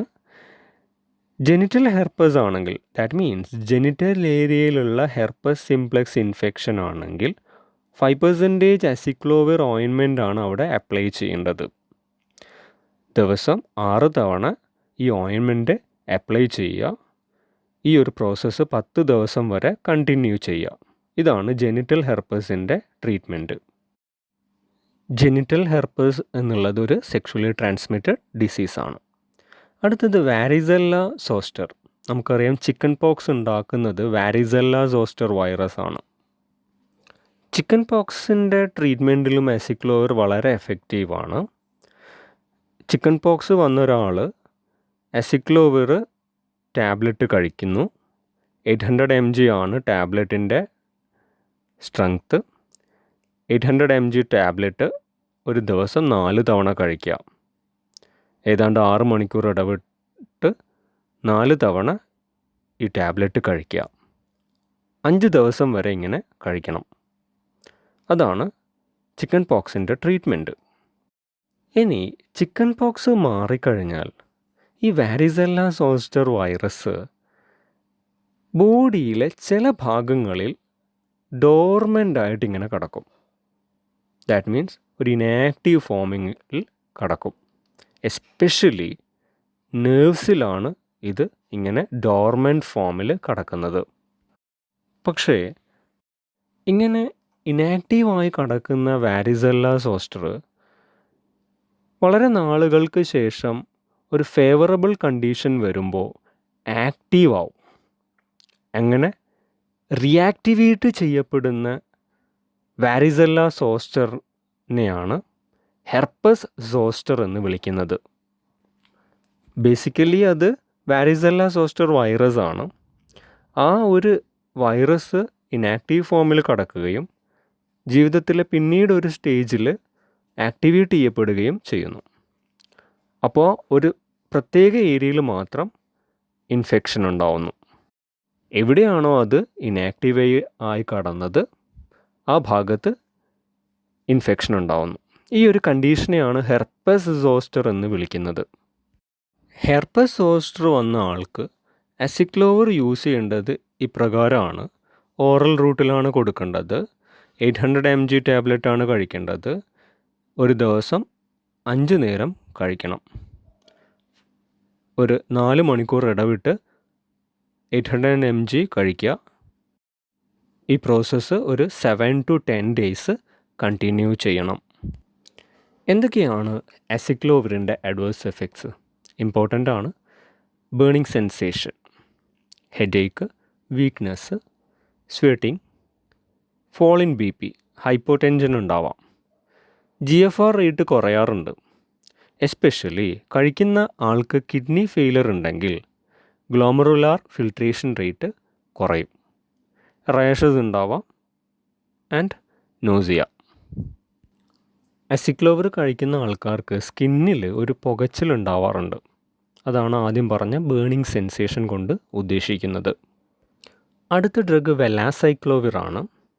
ഇത് ആക്ച്വലി അസിക്ലോവർ തന്നെയാണ്. അസിക്ലോവിറിന് ഒരു എസ്റ്റർ ഫോമിലേക്ക് മാറ്റിക്കഴിഞ്ഞാൽ വെലാസൈക്ലോവിറായി. അതായത് അസിക്ലോവിറിൻ്റെ ഒരു എസ്റ്റർ പ്രോ ഡ്രഗാണ് വെലാസൈക്ലോവിർ. അസിക്ലോവിറിനെ ഇങ്ങനെ എസ്റ്റർ ഫോമിലേക്ക് മാറ്റുന്നത് കൊണ്ടുള്ള അഡ്വാൻറ്റേജ് ബയോ അവൈലബിലിറ്റി കൂടുന്നത് ആണ്. ദാറ്റ് മീൻസ് നമുക്കറിയാം അസിക്ലോവിർ പ്യുവർ ഫോമിൽ കഴിച്ചു കഴിയുമ്പോൾ ഓൺലി 20% മാത്രമേ അബ്സോർബ് ചെയ്യപ്പെടുള്ളൂ. അതേസമയം അസിക്ലോവിറിൻ്റെ എസ്റ്റർ ഫോമായ വെലാസൈക്ലോവിർ കഴിച്ചു കഴിഞ്ഞാൽ 55 to 70% അബ്സോർബ് ചെയ്യപ്പെടും. ഇതാണ് അഡ്വാൻറ്റേജ്. ശരീരത്തിനകത്ത് എത്തിക്കഴിയുമ്പോൾ ഈ വെലാസൈക്ലോവിർ ശരീരത്തിനകത്തുള്ള എൻസൈം സിസ്റ്റം അസിക്ലോവിറാക്കി മാറ്റും. പിന്നീട് നടക്കുന്നതൊക്കെ അസിക്ലോവിറിൻ്റെ മെക്കാനിസം ഓഫ് ആക്ഷനും തെറാപ്യൂട്ടിക് എഫക്റ്റുമാണ്. അതായത് ഒരാൾ വെലാസൈക്ലോവിർ കഴിച്ചാൽ വെലാസൈക്ലോവിറുടെ അദ്ദേഹത്തിൻ്റെ ലിവറിലെത്തുമ്പോൾ എസ്റ്ററേസ് എൻസൈം വെലാസൈക്ലോവിറിനെ കൺവേർട്ട് ചെയ്ത് അസിക്ലോവിറാക്കി മാറ്റും. പിന്നീട് എല്ലാ ആക്ഷനും ഉണ്ടാക്കുന്നത് അസിക്ലോവിറാണ്. ചുരുക്കി പറഞ്ഞാൽ വെലാസൈക്ലോവിറിൻ്റെ മെക്കാനിസം ഓഫ് ആക്ഷൻ അസിക്ലോവിറിൻ്റെ അതേ മെക്കാനിസം തന്നെയാണ്. എസ്പെഷ്യലി ജെനിറ്റൽ ഹെർപ്പസിലാണ് വെലാസൈക്ലോവിർ യൂസ് ചെയ്യുന്നത്. അടുത്തത് ഗാൻസിക്ലോവിർ ആണ്. ഇതും അസിക്ലോവിറിൻ്റെ ഒരു ബന്ധുവാണ്. ഒരു അസിക്ലോവിർ അനലോഗാണ്. അതുകൊണ്ട് തന്നെ അസിക്ലോവിറിൻ്റെ അതേ മെക്കാനിസം ഓഫ് ആക്ഷൻ ആണ്. തെറാപ്യൂട്ടിക് യൂസസ് നോക്കുക: herpes simplex, herpes zoster and cytomegalovirus infection. ഇതൊക്കെ ഹെർപ്പസ് വിഭാഗത്തിൽ വരുന്ന വൈറസുകളാണ്. Adverse effects: bone marrow suppression. നമുക്കറിയാം ബോൺ മാരോയുടെ ഫങ്ഷനിങ് കുറയുന്ന ഒരു കണ്ടീഷനാണിത്. ബോൺ മാരോയിലാണ് ബ്ലഡ് സെൽസ് ഉണ്ടാവുന്നത്. ബോൺ മാരോ സെപ്പറേഷൻ വരുമ്പോൾ അത്തരക്കാർക്ക് അനീമിയ ഡെവലപ്പ് ചെയ്യും. സോ അതാണ് അടുത്തൊരു adverse effect, that is anaemia. കൂടാതെ റാഷസ്, സ്കിന്നിൻ്റെ പുറത്ത് പാടുകളുണ്ടാവാം. ഫീവർ ഡെവലപ്പ് ചെയ്യാം and vomiting is a common problem. ഈ ക്ലാസ്സിൽ വരുന്ന അടുത്ത ഡ്രഗാണ് ഫോസ്കാർനെറ്റ്. ഇതിൻ്റെ മെക്കാനിസം ഓഫ് ആക്ഷൻ ഇത്തിരി ഡിഫറെൻ്റ് ആണ്. ബട്ട് ബേസിക്കലി അസിക്ലോവറുമായിട്ട് സെയിം ആണ്. ദാറ്റ് മീൻസ് റിവേഴ്സ് ട്രാൻസ്ക്രിപ്റ്റേസ് എന്ന എൻസൈമിനെയാണ് ഫോസ്കാർനെറ്റ് ബ്ലോക്ക് ചെയ്യുന്നത്. നമുക്കറിയാം റിവേഴ്സ് ട്രാൻസ്ക്രിപ്റ്റേസ് ഒരു DNA പോളിമറൈസ് എൻസൈമാണ്. വൈറസിൻ്റെ മൾട്ടിപ്ലിക്കേഷൻ നടക്കണമെങ്കിൽ റിവേഴ്സ് ട്രാൻസ്ക്രിപ്റ്റേസിൻ്റെ ആക്ഷൻ മസ്റ്റാണ്. അത് നടക്കാതെ വരുമ്പോൾ വൈറസിൻ്റെ മൾട്ടിപ്ലിക്കേഷൻ സ്റ്റോപ്പ് ആവും. എന്തൊക്കെയാണ് adverse effects? Kidney damage, phlebitis. Phlebitis is the inflammation of vein. Tumour develop ചെയ്യാം. ഹൈപ്പോക്കലീമിയ ഉണ്ടാവാം. Hypokalaemia is decreased potassium level. ഈ ഡ്രഗിൻ്റെ തെറാപ്യൂട്ടിക് യൂസസ് സൈറ്റോമെഗാലോ വൈറസിനെതിരെ, കൂടാതെ എയ്ഡ്സ് ഉള്ള ആൾക്കാർക്ക് വരാൻ ചാൻസ് ഉള്ള റെറ്റിനൈറ്റിസിൻ്റെ ട്രീറ്റ്മെൻറ്റിന്. റെറ്റിനയ്ക്ക് ഉണ്ടാവുന്ന ഇൻഫെക്ഷനും അതുമായി ബന്ധപ്പെട്ട ഇൻഫ്ലമേഷനുമാണ് റെറ്റിനൈറ്റിസ്. സൈറ്റോമെഗാലോ വൈറസിൻ്റെ ഇൻഫെക്ഷനാണ് പൊതുവേ ഉണ്ടാവാറ്. അതിൻ്റെ ട്രീറ്റ്മെൻറ്റിനാണ് ഫോസ്കാർനെറ്റ് ഉപയോഗിക്കുന്നത്. ഇനി നമ്മൾ നോക്കുന്നത് HIV-ക്കെതിരെ എഫക്റ്റീവായ ഡ്രഗ്സിൻ്റെ ഡീറ്റെയിൽസാണ്. ഇത്തരം ഡ്രഗ്സിനെയാണ് ആൻറ്റി റിട്രോവൈറൽ ഏജൻസ് എന്ന് വിളിക്കുന്നത്. നമുക്കറിയാം HIV-ക്ക് ഒരു കംപ്ലീറ്റ് ക്യൂർ ഇതുവരെ സാധ്യമല്ല. HIV കംപ്ലീറ്റായിട്ട് ക്യൂർ ചെയ്ത് മാറ്റാൻ പറ്റുന്ന ഒരു ഡ്രഗും ഇതുവരെ ഡെവലപ്പ് ചെയ്തിട്ടില്ല. അപ്പോൾ എന്താണ് ഈ ആൻറ്റി റിട്രോവൈറൽ ഡ്രഗ്സ്? ഈ ഡ്രഗ്സ് HIV-ക്കെതിരെ ആക്റ്റീവാണ്. എയ്ഡ്സ് ഉണ്ടാക്കുന്ന ഹ്യൂമൻ ഇമ്മ്യൂണോ ഡെഫിഷ്യൻസി വൈറസിനെതിരെ ആക്റ്റീവാണ് ആൻറ്റി റിട്രോവൈറൽ ഏജൻസ്. പക്ഷേ ഈ വൈറസിൻ്റെ മൾട്ടിപ്ലിക്കേഷൻ കംപ്ലീറ്റായിട്ട് തടയാനോ ഈ വൈറസിനെ കംപ്ലീറ്റായിട്ട് ഡിസ്ട്രോയ് ചെയ്യാനോ ഉള്ള എബിലിറ്റി ഇത്തരം ഡ്രഗ്സിനില്ല. പക്ഷേ ഇത്തരം ഡ്രഗ്സ് എയ്ഡ്സ് ഉള്ള ഒരു പേഷ്യൻ്റ് കഴിക്കുന്നത് വഴി ആ പേഷ്യൻറ്റിൻ്റെ ലൈഫിൻ്റെ ക്വാളിറ്റി കൂട്ടാനും അദ്ദേഹത്തിൻ്റെ ആയുസ് കൂട്ടാനും സഹായിക്കും. സോ ക്വാളിറ്റി ഉള്ള ലൈഫ്, വളരെ കാലം നീണ്ടു നിൽക്കുന്ന ലൈഫ്, ഇതാണ് ആൻറ്റി റിട്രോവൈറൽ തെറാപ്പി കൊടുക്കുന്നത് വഴി നമ്മൾ ലക്ഷ്യം വെക്കുന്നത്. മാത്രമല്ല ഇത്തരം ഡ്രഗ്സ് കഴിക്കുന്നത് വഴി എയ്ഡ്സിൻ്റെ പല കോംപ്ലിക്കേഷൻസും ഒരു പരിധിവരെ കുറയ്ക്കാൻ പറ്റും. അതേസമയം ഓർക്കേണ്ട ഒരു കാര്യം, ഒരിക്കലും ഈ ഡ്രഗ്സ് എയ്ഡ്സിനെ കംപ്ലീറ്റായിട്ട് ക്യൂർ ചെയ്യുന്നില്ല. ഇതിൽ വരുന്ന 2 പ്രധാനപ്പെട്ട ക്ലാസ്സുകളാണ് NRTI ആൻഡ് NNRTI. NRTI എന്ന് വെച്ചാൽ ന്യൂക്ലിയോസൈഡ് റിവേഴ്സ് ട്രാൻസ്ക്രിപ്റ്റേസ് ഇൻഹിബിറ്റേഴ്സ്. ഇതിൻ്റെ പേരിൽ തന്നെയുണ്ട്, ഈ ഡ്രഗ്സൊക്കെ ന്യൂക്ലിയോസൈഡുകളാണ്. എന്താണ് ന്യൂക്ലിയോസൈഡ്? ന്യൂക്ലിയോസൈഡ്സ് എന്നുള്ളത് ന്യൂക്ലിക് ആസിഡിൻ്റെ സ്ട്രക്ചറൽ സബ് യൂണിറ്റ്സ് ആണ്. ഏതൊക്കെയാണ് നമ്മുടെ nucleic acids? DNA and RNA. Deoxy റൈബോ nucleic acid, റൈബോ nucleic acid. ഇതാണല്ലോ DNA-യും RNA-യും. ഈ DNA-യുടെയും RNA-യുടെയും സ്ട്രക്ചറൽ സബ് യൂണിറ്റ്സ് ആണ് ന്യൂക്ലിയോസൈഡ്സ്. ദാറ്റ് മീൻസ് DNA-യും RNA ഉണ്ടാവണമെങ്കിൽ ന്യൂക്ലിയോസൈഡ്സ് അത്യാവശ്യമാണ്. ഈ ന്യൂക്ലിയോസൈഡ്സ് ആണ് പിന്നീട് ന്യൂക്ലിയോടൈഡ്സ് ആയി മാറുന്നത്. ഈ ന്യൂക്ലിയോടൈഡ്സ് ആണ് DNA-യുടെ സിന്തസിസിന് സഹായിക്കുന്നത്. ചുരുക്കി പറഞ്ഞാൽ DNA ഉണ്ടാവണമെങ്കിൽ ന്യൂക്ലിയോടൈഡ്സ് വേണം. ന്യൂക്ലിയോടൈഡ്സ് ഉണ്ടാവണമെങ്കിൽ ന്യൂക്ലിയോസൈഡ്സ് വേണം. ന്യൂക്ലിയോസൈഡ്സിൻ്റെ സ്ട്രക്ചറിനോട് സിമിലറായ സ്ട്രക്ചറുള്ള കോമ്പൗണ്ട്സ് ആണ് ഈ ഗ്രൂപ്പിൽ വരുന്നത്. ദാറ്റ് മീൻസ് ഈ ഗ്രൂപ്പിൽ വരുന്ന ഡ്രഗ്സിനൊക്കെ ഏതെങ്കിലും ഒരു ന്യൂക്ലിയോസൈഡിൻ്റെ സ്ട്രക്ചറിനോട് സിമിലാരിറ്റി ഉണ്ട്. അതുകൊണ്ടാണ് ഈ ഗ്രൂപ്പിൻ്റെ പേര് ന്യൂക്ലിയോസൈഡ് റിവേഴ്സ് ട്രാൻസ്ക്രിപ്റ്റേസ് ഇൻഹിബിറ്റേഴ്സ് എന്ന് വച്ചിരിക്കുന്നത്. ഇതിൻ്റെ മെക്കാനിസം ഓഫ് ആക്ഷൻ പറയുമ്പോൾ കുറച്ചുകൂടി ക്ലിയർ ആവും. ന്യൂക്ലിയോസൈഡ്സിന് എക്സാമ്പിൾസ് ആണ് തൈമിഡിൻ, ഡിയോക്സിസൈറ്റിഡിൻ, ഡിയോക്സി ഗ്വാനോസിൻ എക്സെട്ര. ഇത്തരം ന്യൂക്ലിയോസൈഡ്സിന് റിവേഴ്സ് ട്രാൻസ്ക്രിപ്റ്റേസ് എന്ന എൻസൈമുമായിട്ട് ബൈൻഡ് ചെയ്യാനുള്ള എബിലിറ്റി ഉണ്ട്. ഓർക്കണം, ഈ പറഞ്ഞതൊക്കെ നാച്ചുറൽ ന്യൂക്ലിയോസൈഡ്സ് ആണ്. ഈ നാച്ചുറൽ ന്യൂക്ലിയോസൈഡ്സുമായിട്ട് റിവേഴ്സ് ട്രാൻസ്ക്രിപ്റ്റേസ് ബൈൻഡ് ചെയ്യുകയും റിവേഴ്സ് ട്രാൻസ്ക്രിപ്റ്റേസിൻ്റെ ആക്ഷൻ നടക്കുകയും ചെയ്യുന്നു. അങ്ങനെ റിവേഴ്സ് ട്രാൻസ്ക്രിപ്റ്റേസ് RNA-നെ DNA ആക്കി മാറ്റുന്നു. പക്ഷേ ഇപ്പോൾ പേഷ്യൻ്റ് കഴിക്കുന്നത് ഒരു NRTI ആണ്. അതായത് ന്യൂക്ലിയോസൈഡ്സിൻ്റെ സ്ട്രക്ചറിനോട് സിമിലർ സ്ട്രക്ചറുള്ള ഒരു കോമ്പൗണ്ടാണ് പേഷ്യൻ്റ് കഴിക്കുന്നത്. ഇങ്ങനെ കഴിക്കുമ്പോൾ ആ ഡ്രഗ്സ് സെൽസിലേക്ക് എത്തിച്ചേരും. എവിടെയാണോ വൈറസ് മൾട്ടിപ്ലൈ ചെയ്തുകൊണ്ടിരിക്കുന്നത് ആ സെൽസിനകത്തേക്ക് എത്തിച്ചേരും. അപ്പോൾ ആ സെൽസിനകത്ത് മൾട്ടിപ്ലിക്കേഷൻ നടന്നുകൊണ്ടിരിക്കുകയാണ്. ആ മൾട്ടിപ്ലിക്കേഷൻ നടക്കുന്നതിന് റിവേഴ്സ് ട്രാൻസ്ക്രിപ്റ്റേസ് ആണ് സഹായിക്കുന്നത്. റിവേഴ്സ് ട്രാൻസ്ക്രിപ്റ്റേസ് അവിടെയുള്ള ന്യൂക്ലിയോസൈഡ്സും ഒക്കെ ആയിട്ട് ബൈൻഡ് ചെയ്തിട്ടാണ് ഈ പ്രോസസ്സ് സാധ്യമാക്കുന്നത്. പക്ഷേ ഈ ഒരു സ്ഥലത്തേക്കാണ് NRTI വന്നിരിക്കുന്നത്, അതായത് ന്യൂക്ലിയോസൈഡ് റിവേഴ്സ് ട്രാൻസ്ക്രിപ്റ്റേസ് ഇൻഹിബിറ്റർ വന്നിരിക്കുന്നത്. അപ്പോൾ ആ പോയിൻ്റ് മുതൽ റിവേഴ്സ് ട്രാൻസ്ക്രിപ്റ്റേസ് നാച്ചുറൽ ന്യൂക്ലിയോസൈഡ്സുമായിട്ട് ബൈൻഡ് ചെയ്യുന്നതിന് പകരം ന്യൂക്ലിയോസൈഡ്സിൻ്റെ ഏതാണ്ട് അതേ സ്ട്രക്ചറുള്ള ഡ്രഗുമായിട്ട് ബൈൻഡ് ചെയ്യും.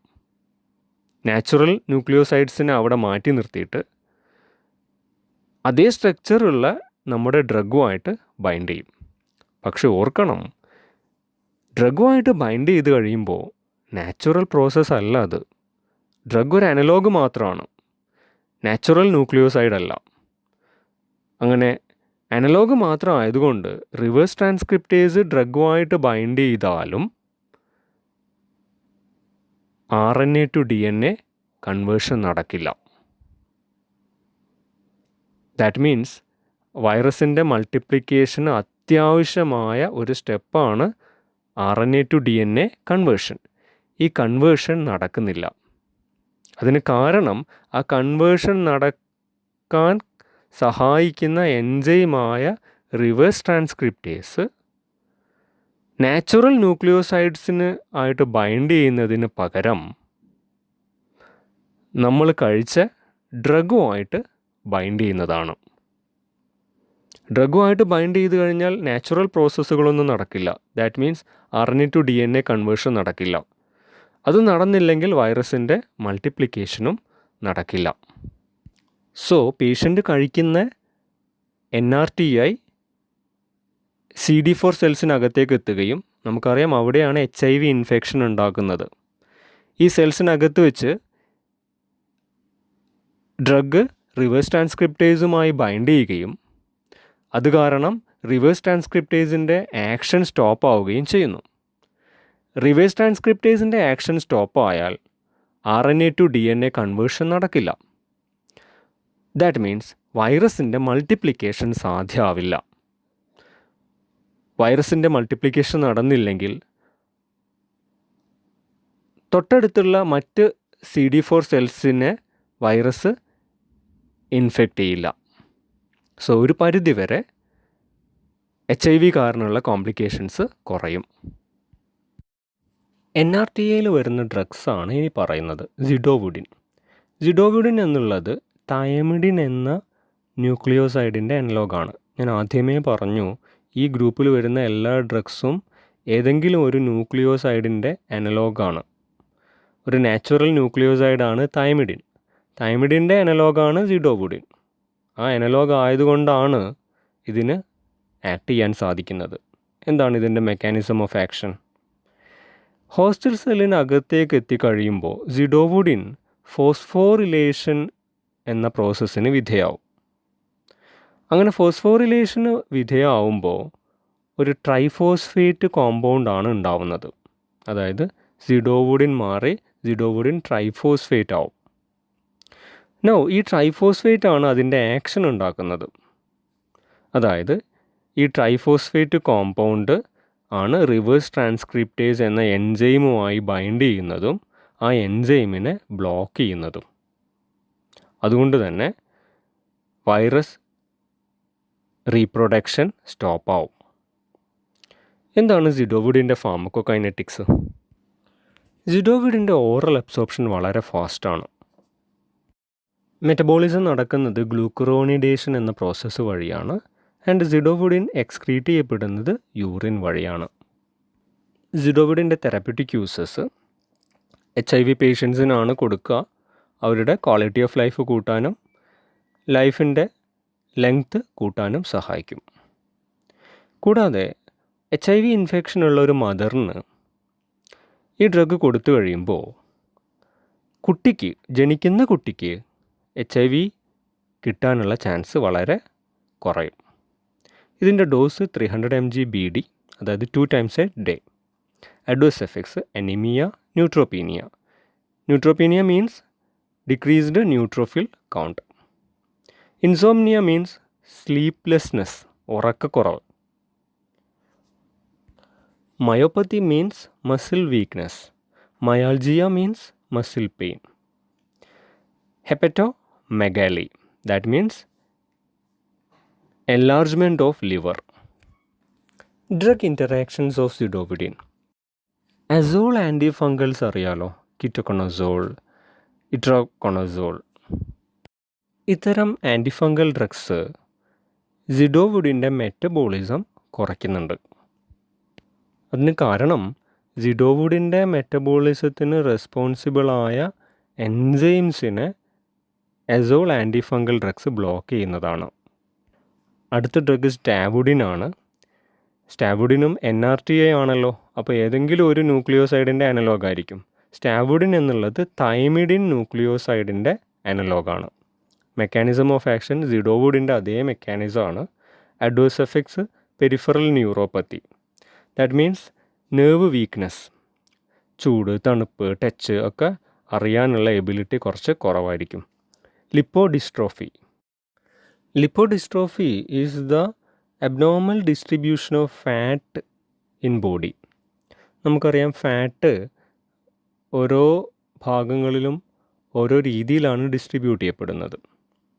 അതൊരു നോർമൽ പാറ്റേൺ അല്ലെങ്കിൽ അതിനെ ലിപ്പോഡിസ്ട്രോഫി എന്ന് വിളിക്കും. ഒരു എക്സാമ്പിൾ പറയാം. സ്കിന്നിൽ ഒരു particular amount of fat distribute ചെയ്യപ്പെടണം. ചില ആൾക്കാർക്ക് സ്കിന്നിലേക്കുള്ള ഫാറ്റിൻ്റെ ഡിസ്ട്രിബ്യൂഷൻ വളരെ കുറവായിരിക്കും. അത്തരക്കാർക്ക് അവരുടെ ബ്ലഡ് വെസൽസ്, മസിൽസൊക്കെ പ്രോമിനൻ്റ് ആയിട്ട് ഇങ്ങനെ തള്ളി നിൽക്കും. അതായത് സ്കിന്നിൻ്റെ പുറത്ത് ബ്ലഡ് വെസൽസൊക്കെ ഇങ്ങനെ എടുത്ത് കാണിക്കും. സോ സ്കിന്നിൽ ഫാറ്റിൻ്റെ ഡെപ്പോസിഷൻ കുറയുമ്പോഴാണ് ഇങ്ങനെ ബ്ലഡ് വെസൽസും മസിൽസൊക്കെ പ്രോമിനൻ്റ് ആയിട്ട് പുറത്തേക്ക് കാണുന്നത്. Pancreatitis means inflammation of pancreas gland. സ്റ്റാവുഡിൻ്റെ ഡോസ് 30 mg BD. അടുത്തത് ലാമിവുഡിനാണ്. നമുക്കറിയാം ഇതൊരു NRTA ആണ്, അപ്പോൾ ഏതെങ്കിലും ഒരു ന്യൂക്ലിയോസൈഡിൻ്റെ അനലോഗ് ആയിരിക്കണമല്ലോ. ലാമിവുഡിൻ എന്നുള്ളത് ഡിയോക്സിസൈറ്റിഡിൻ എന്ന ന്യൂക്ലിയോസൈഡിൻ്റെ അനലോഗാണ്. മെക്കാനിസം ഓഫ് ആക്ഷൻ സിഡോവുഡിൻ്റെ അതേ മെക്കാനിസമാണ്. Adverse effects headache, fatigue or weakness, anorexia or loss of appetite, nausea etcetera. അടുത്ത NRTA ആണ് എബാക്കാവിർ. ഇത് ഡിയോക്സി ഗ്വാനോസിൻ എന്ന ന്യൂക്ലിയോസൈഡിൻ്റെ അനലോഗാണ്. സോ അങ്ങനെ ഒരു അനലോഗ് ആയതുകൊണ്ട് തന്നെ സിഡോവുഡിൻ്റെ അതേ മെക്കാനിസം ഓഫ് ആക്ഷനാണ് കാണിക്കുന്നത്. പക്ഷേ ആക്ഷൻ സംഭവിക്കുന്നതിന് മുമ്പ് എബാക്കാവിർ കൺവേർട്ട് ചെയ്ത് കാർബോവിർ ട്രൈഫോസ്ഫേറ്റ് എന്ന കോമ്പൗണ്ടായിട്ട് മാറണം. ഈ കാർബോവിർ ട്രൈഫോസ്ഫേറ്റ് ആണ് ഡ്രഗിൻ്റെ ആക്ഷൻ ഉണ്ടാവാൻ സഹായിക്കുന്നത്. എബാക്കാവിറിൻ്റെ adverse effects fever, rashes and flu like symptoms. നമ്മൾ പല സ്ഥലത്തും ഫ്ലൂ ലൈക്ക് സിംറ്റംസ് എന്ന് കേൾക്കും. ദാറ്റ് മീൻസ് നമുക്കൊരു വൈറൽ ഇൻഫെക്ഷൻ വരുമ്പോൾ എന്തൊക്കെ സിംറ്റംസ് ഉണ്ടാവും? For example fever, pain, muscle pain, runny nose, chills അല്ലെങ്കിൽ വിറയൽ, ഇങ്ങനെയുള്ള സിംറ്റംസിൽ ഏതെങ്കിലും വരുമ്പോൾ അതിനെ നമുക്ക് ഫ്ലൂ ലൈക്ക് സിംറ്റംസ് എന്ന് വിളിക്കാം. ആൻറ്റി റിട്രോവൈറൽ ഡ്രഗ്സ് അഥവാ HIV-ക്കെതിരെയുള്ള ഡ്രഗ്സിലെ അടുത്ത ക്ലാസ്സാണ് NNRTI. ഇവിടെ ഒരു N കൂടുതലാണ്. അതെന്താണ്? Non nucleoside. നോൺ ന്യൂക്ലിയോസൈഡിൻ്റെ NN. Non nucleoside reverse transcriptase inhibitors. അപ്പോൾ എന്താണ് ഇതിന് തൊട്ട് മുമ്പ് പഠിച്ച ക്ലാസ്സിൽ നിന്നുള്ള വ്യത്യാസം? ഈ ക്ലാസ്സിൽ വരുന്ന ഡ്രഗ്സൊക്കെ നോൺ ന്യൂക്ലിയോസൈഡാണ്. എന്ന് വെച്ചാൽ ഇതിൽ വരുന്ന ഡ്രഗ്സ് ഒന്നും ന്യൂക്ലിയോസൈഡ്സിൻ്റെ അനലോഗേ അല്ല. തൊട്ട് മുമ്പ് പഠിച്ച ക്ലാസ്സിൽ, അതായത് NRTIയിൽ എല്ലാ ഡ്രഗ്സും ന്യൂക്ലിയോസൈഡ്സിൻ്റെ അനലോഗ്സ് ആയിരുന്നു. പക്ഷേ NNRTIയിൽ, അതായത് ഈ ക്ലാസ്സിൽ, ഒരു ഡ്രഗും ന്യൂക്ലിയോസൈഡിൻ്റെ അനലോഗല്ല. അങ്ങനെ വരുമ്പോൾ എങ്ങനെയാണ് അതിന് റിവേഴ്സ് ട്രാൻസ്ക്രിപ്റ്റേസിനെ ബ്ലോക്ക് ചെയ്യാൻ പറ്റുക? സാധിക്കും. ഈ ഗ്രൂപ്പിൽ വരുന്ന ഡ്രഗ്സിൻ്റെ ഒരു പ്രത്യേകത അതാണ്. ന്യൂക്ലിയോസൈഡ്സിൻ്റെ അനലോഗ് അല്ലെങ്കിൽ പോലും ഈ ഗ്രൂപ്പിൽ വരുന്ന എല്ലാ ഡ്രഗ്സിനും റിവേഴ്സ് ട്രാൻസ്ക്രിപ്റ്റേസ് എന്ന എൻസൈമിനെ ഡയറക്റ്റായി ബ്ലോക്ക് ചെയ്യാൻ സാധിക്കും. ആ എൻസൈമിൻ്റെ ആക്ഷൻ സ്റ്റോപ്പ് ആവുമ്പോൾ RNA ടു DNA കൺവേർഷൻ നടക്കില്ല, വൈറസിൻ്റെ മൾട്ടിപ്ലിക്കേഷൻ നടക്കില്ല. നമ്മൾ തൊട്ട് മുമ്പ് പഠിച്ച ക്ലാസ്സിൽ സിഡോവുഡിൻ്റെ മെക്കാനിസം പഠിച്ചു. സിഡോവുഡിൻ ആക്ട് ചെയ്യണമെങ്കിൽ ആദ്യം ഫോസ്ഫോറിലേഷൻ നടക്കണം. അതായത് സിഡോവുഡിൻ കൺവേർട്ട് ചെയ്ത് സിഡോവുഡിൻ ട്രൈഫോസ്ഫേറ്റ് ആവണം. എന്നാൽ മാത്രമേ ആക്ഷൻ നടക്കുള്ളൂ. ആ ഗ്രൂപ്പിൽ പഠിച്ച, അതായത് NRTI എന്ന തൊട്ട് മുമ്പ് പഠിച്ച ഗ്രൂപ്പിലെ എല്ലാ ഡ്രഗ്സും ആക്ട് ചെയ്യണമെങ്കിൽ ഒരു ട്രൈഫോസ്ഫേറ്റ് കോമ്പൗണ്ടായി മാറണം. അതായത് ഫോസ്ഫോറിലേഷൻ നടക്കണം. പക്ഷേ ഇപ്പോൾ നമ്മൾ പഠിച്ചുകൊണ്ടിരിക്കുന്ന ഗ്രൂപ്പ്, അതായത് NNRTIയിലെ ഡ്രഗ്സിനൊന്നും ഈ പ്രശ്നമില്ല. ഫോസ്ഫോറിലേഷൻ നടക്കുകയേ വേണ്ട, ട്രൈഫോസ്ഫേറ്റ് കോമ്പൗണ്ട് ആവുകയേ വേണ്ട.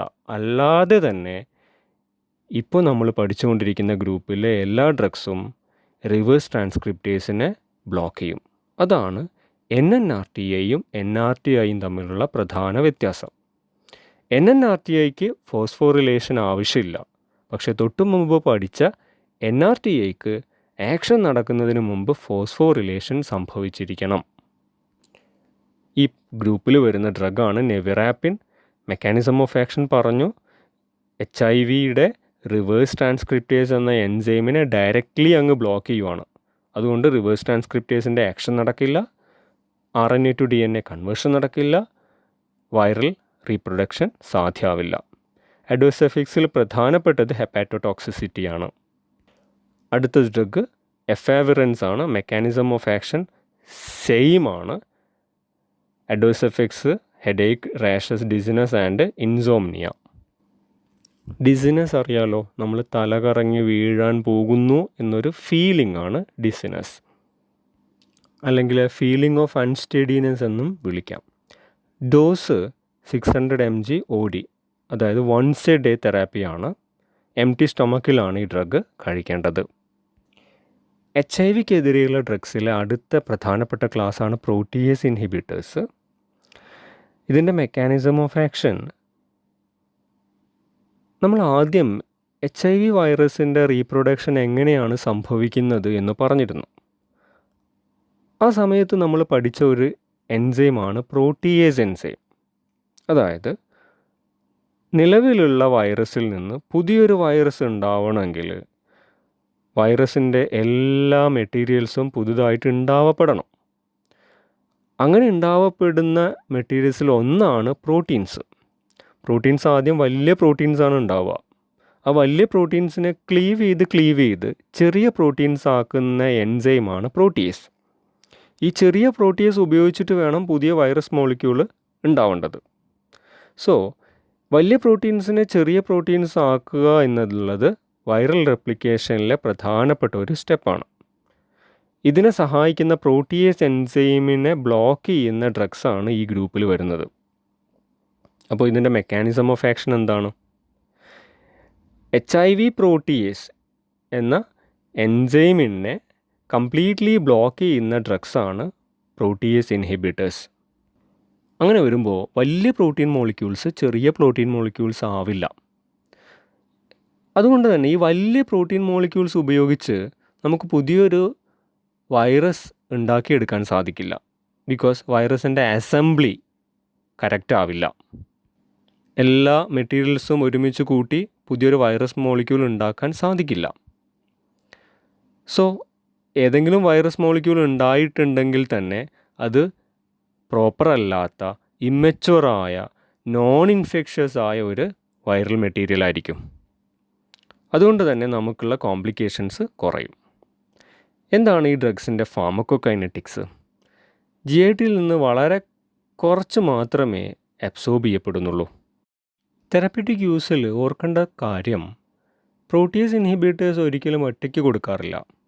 നമ്മൾ മുമ്പ് പഠിച്ച ഏതെങ്കിലും ഒരു റിവേഴ്സ് ട്രാൻസ്ക്രിപ്റ്റേസ് ഇൻഹിബിറ്ററുമായിട്ട് കമ്പൈൻ ചെയ്തിട്ടാണ് കൊടുക്കുക. NRTI ആയിക്കോട്ടെ, NNRTI ആയിക്കോട്ടെ, അതിൽ വരുന്ന ഏതെങ്കിലും ഒരു ഡ്രഗുമായിട്ട് കമ്പൈൻ ചെയ്തിട്ടാണ് പ്രോട്ടിയേസ് ഇൻഹിബിറ്റേഴ്സ് കൊടുക്കുക HIV അല്ലെങ്കിൽ എയ്ഡ്സിൻ്റെ ട്രീറ്റ്മെൻറ്റിന്. Adverse effects gastrointestinal intolerance ആണ്. GITയിൽ ഡിസ്കംഫോർട്ട് ഉണ്ടാക്കും. വീക്ക്നെസ്, ഹെഡേക്ക്, നംനെസ്, ഒരു തരിപ്പ് ഫീൽ ചെയ്യും. കൈക്കും കാലിനൊക്കെ ഒരു തരിപ്പ് ഉണ്ടാവാം. ഹൈപ്പർ ലിപ്പിഡീമിയ, കൊളസ്ട്രോൾ ലെവൽ കൂടും. ലിപ്പോഡിസ്ട്രോഫി നേരത്തെ പറഞ്ഞു എന്താണെന്ന്. ഫാറ്റിൻ്റെ ഡിസ്ട്രിബ്യൂഷൻ കറക്റ്റല്ല. ഇവിടെ സംഭവിക്കുന്നത് പ്രോട്ടീസ് ഇൻഹിബിറ്റേഴ്സ് കഴിക്കുമ്പോൾ ഫാറ്റ് അബ്ഡോമിനൽ ഏരിയയിലും ബോഡിയുടെ ബാക്ക് സൈഡിലുമാണ് കൂടുതൽ ഡിസ്ട്രിബ്യൂട്ട് ചെയ്യപ്പെടുക. ഫാറ്റിൻ്റെ പ്രസൻസ് ഈ 2 ഏരിയയിലും കൂടുതലായിരിക്കും. പ്രോട്ടീസ് ഇൻഹിബിറ്റേഴ്സ് കഴിക്കുമ്പോൾ ഇൻസുലിൻ റെസിസ്റ്റൻസ് കൂടും. അതായത് ഇൻസുലിൻ ഏതൊക്കെ ടിഷ്യൂസിലാണോ ആക്ട് ചെയ്യുക, for example skeletal muscles, adipose tissue, ഇവിടങ്ങളിലൊക്കെ ഇൻസുലിൻ്റെ ആക്ഷൻ കുറയാൻ ഇത് കാരണമാവും. പ്രോട്ടീസ് ഇൻഹിബിറ്റേഴ്സിൽ വരുന്ന ഒരു ഡ്രഗാണ് ഇൻഡിനാവിർ. ഈ ഡ്രഗ് എംപ്റ്റി സ്റ്റൊമക്കിലാണ് കഴിക്കേണ്ടത്. ഈ ഡ്രഗിൻ്റെ അഡ്വേഴ്സ് എഫക്ട്സ് നെഫ്രോലിത്തിയാസിസ് ആണ്.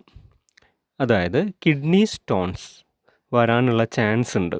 എസ്പെഷ്യലി ഇൻഡിനാവിർ കഴിക്കുന്ന പേഷ്യൻ്റ് അഡിക്വേറ്റ് ആയിട്ട് വെള്ളം കുടിച്ചില്ലെങ്കിൽ ആണ് നെഫ്രോലിത്തിയാസിസ് അഥവാ കിഡ്നി സ്റ്റോൺസ് വരുന്നത്. സോ ഇൻഡിനാവിർ കഴിക്കുന്ന ഒരു പേഷ്യൻ്റ് നമ്മൾ നന്നായിട്ട് വെള്ളം കുടിക്കണം എന്ന അഡ്വൈസ് കൊടുക്കേണ്ടതാണ്. ഇതേ ക്ലാസ്സിൽ വരുന്ന അടുത്തൊരു ഡ്രഗാണ് റിറ്റോനാവിർ.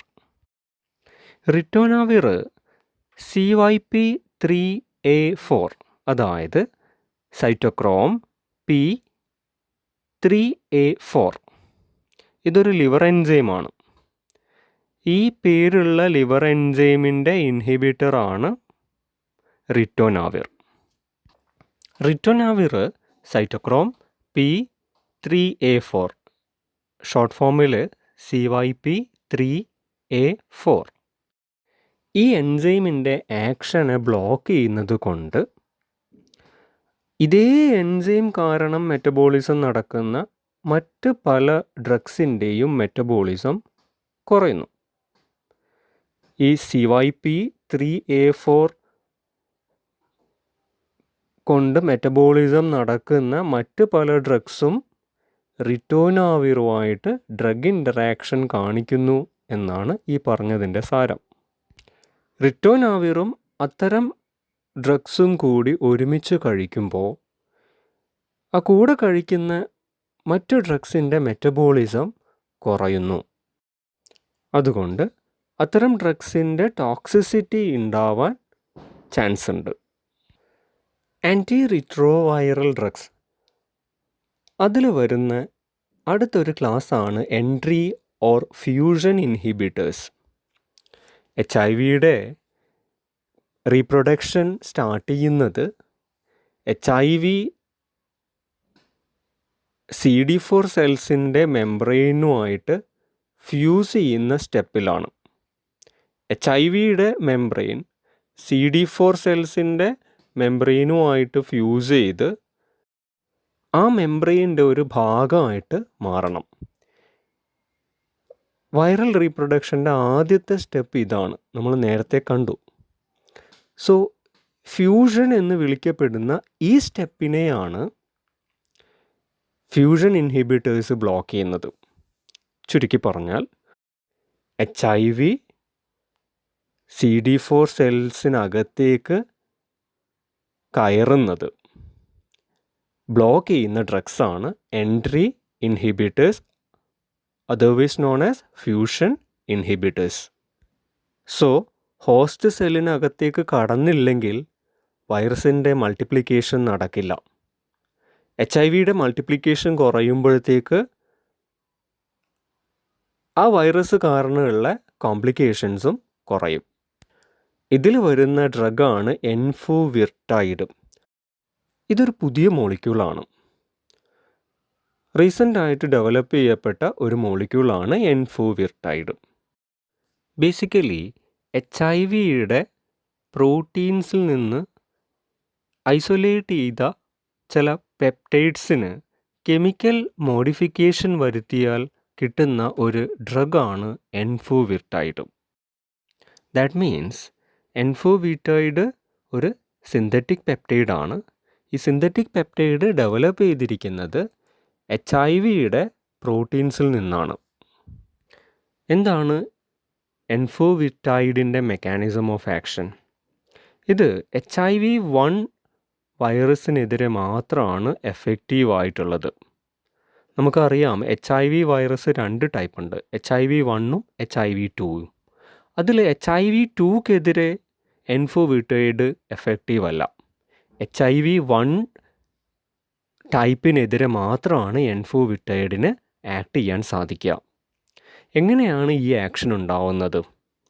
ഈ ആക്ഷൻ ഉണ്ടാവാൻ വേണ്ടി എൻഫോവിറ്റൈഡ് HIV-1 ടൈപ്പ് വൈറസിൻ്റെ എൻവലപ്പിലുള്ള ഗ്ലൈക്കോപ്രോട്ടീനുമായിട്ട് ബൈൻഡ് ചെയ്യുന്നു.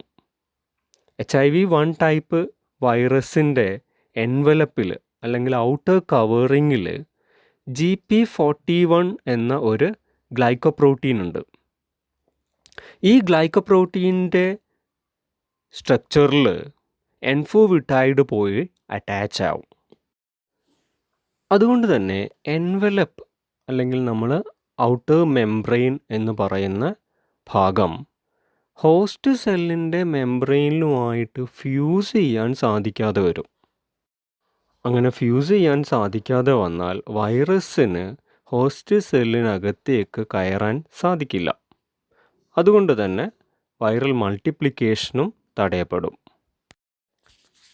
HIV-ക്കെതിരെയുള്ള ഡ്രഗ്സിലെ അടുത്ത ക്ലാസ്സാണ് integrase inhibitors. Viral multiplication different steps എങ്ങനെയാണ് എന്നുള്ളത് ആദ്യം ഡിസ്കസ് ചെയ്തിരുന്നു. അപ്പോൾ പറഞ്ഞിരുന്നു ഇൻ്റഗ്രേസ് എന്ന എൻസൈമിൻ്റെ ജോലി എന്താണ് എന്നത്. ഇൻ്റഗ്രേസ് വൈറൽ DNA ഹോസ്റ്റ് സെല്ലിൻ്റെ DNAയുമായിട്ട് ഇൻ്റഗ്രേറ്റ് ചെയ്യാൻ സഹായിക്കുന്ന ഒരു എൻസൈമാണ്. വൈറൽ DNA ഹോസ്റ്റ് സെൽ DNAയുമായിട്ട് അറ്റാച്ച് ആവണമെങ്കിൽ ഇൻ്റഗ്രേസ് എൻസൈമിൻ്റെ ആക്ഷൻ നിർബന്ധമാണ്. ഈ ആക്ഷനെയാണ് ഈ ക്ലാസ്സിൽ വരുന്ന റാൽറ്റിഗ്രാവിർ എന്ന ഡ്രഗ് ബ്ലോക്ക് ചെയ്യുന്നത്. സോ അങ്ങനെ ബ്ലോക്ക് ചെയ്യപ്പെട്ടാൽ വൈറൽ മൾട്ടിപ്ലിക്കേഷൻ അവിടെ സ്റ്റോപ്പ് ആവും. ഇത്രയുമാണ് ആൻറ്റി റിട്രോവൈറൽ ഏജൻസ്. ഇനി ആൻറ്റിവൈറൽ ഡ്രഗ്സിലെ അടുത്ത ക്ലാസ്സാണ് ആൻറ്റി ഇൻഫ്ലുവൻസ ഏജൻസ്. ഇൻഫ്ലുവൻസ വൈറസിനെതിരെ എഫക്റ്റീവായ ഡ്രഗ്സിനെയൊക്കെ കൂടി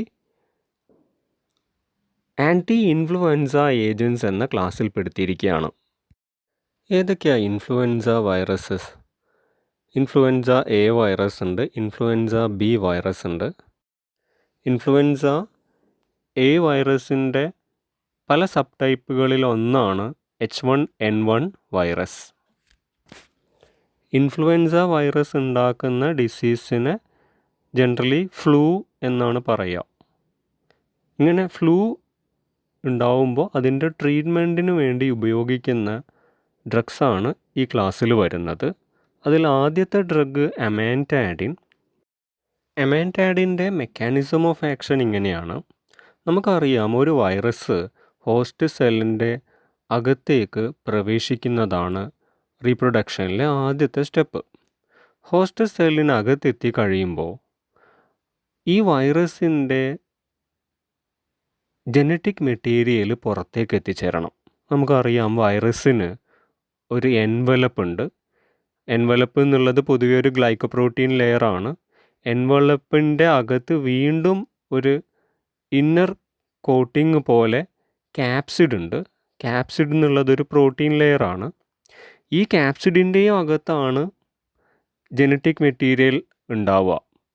അത് DNA വൈറസ് ആണെങ്കിൽ DNA ആയിരിക്കും ജനറ്റിക് മെറ്റീരിയൽ, RNA വൈറസ് ആണെങ്കിൽ RNA ആയിരിക്കും ജനറ്റിക് മെറ്റീരിയൽ.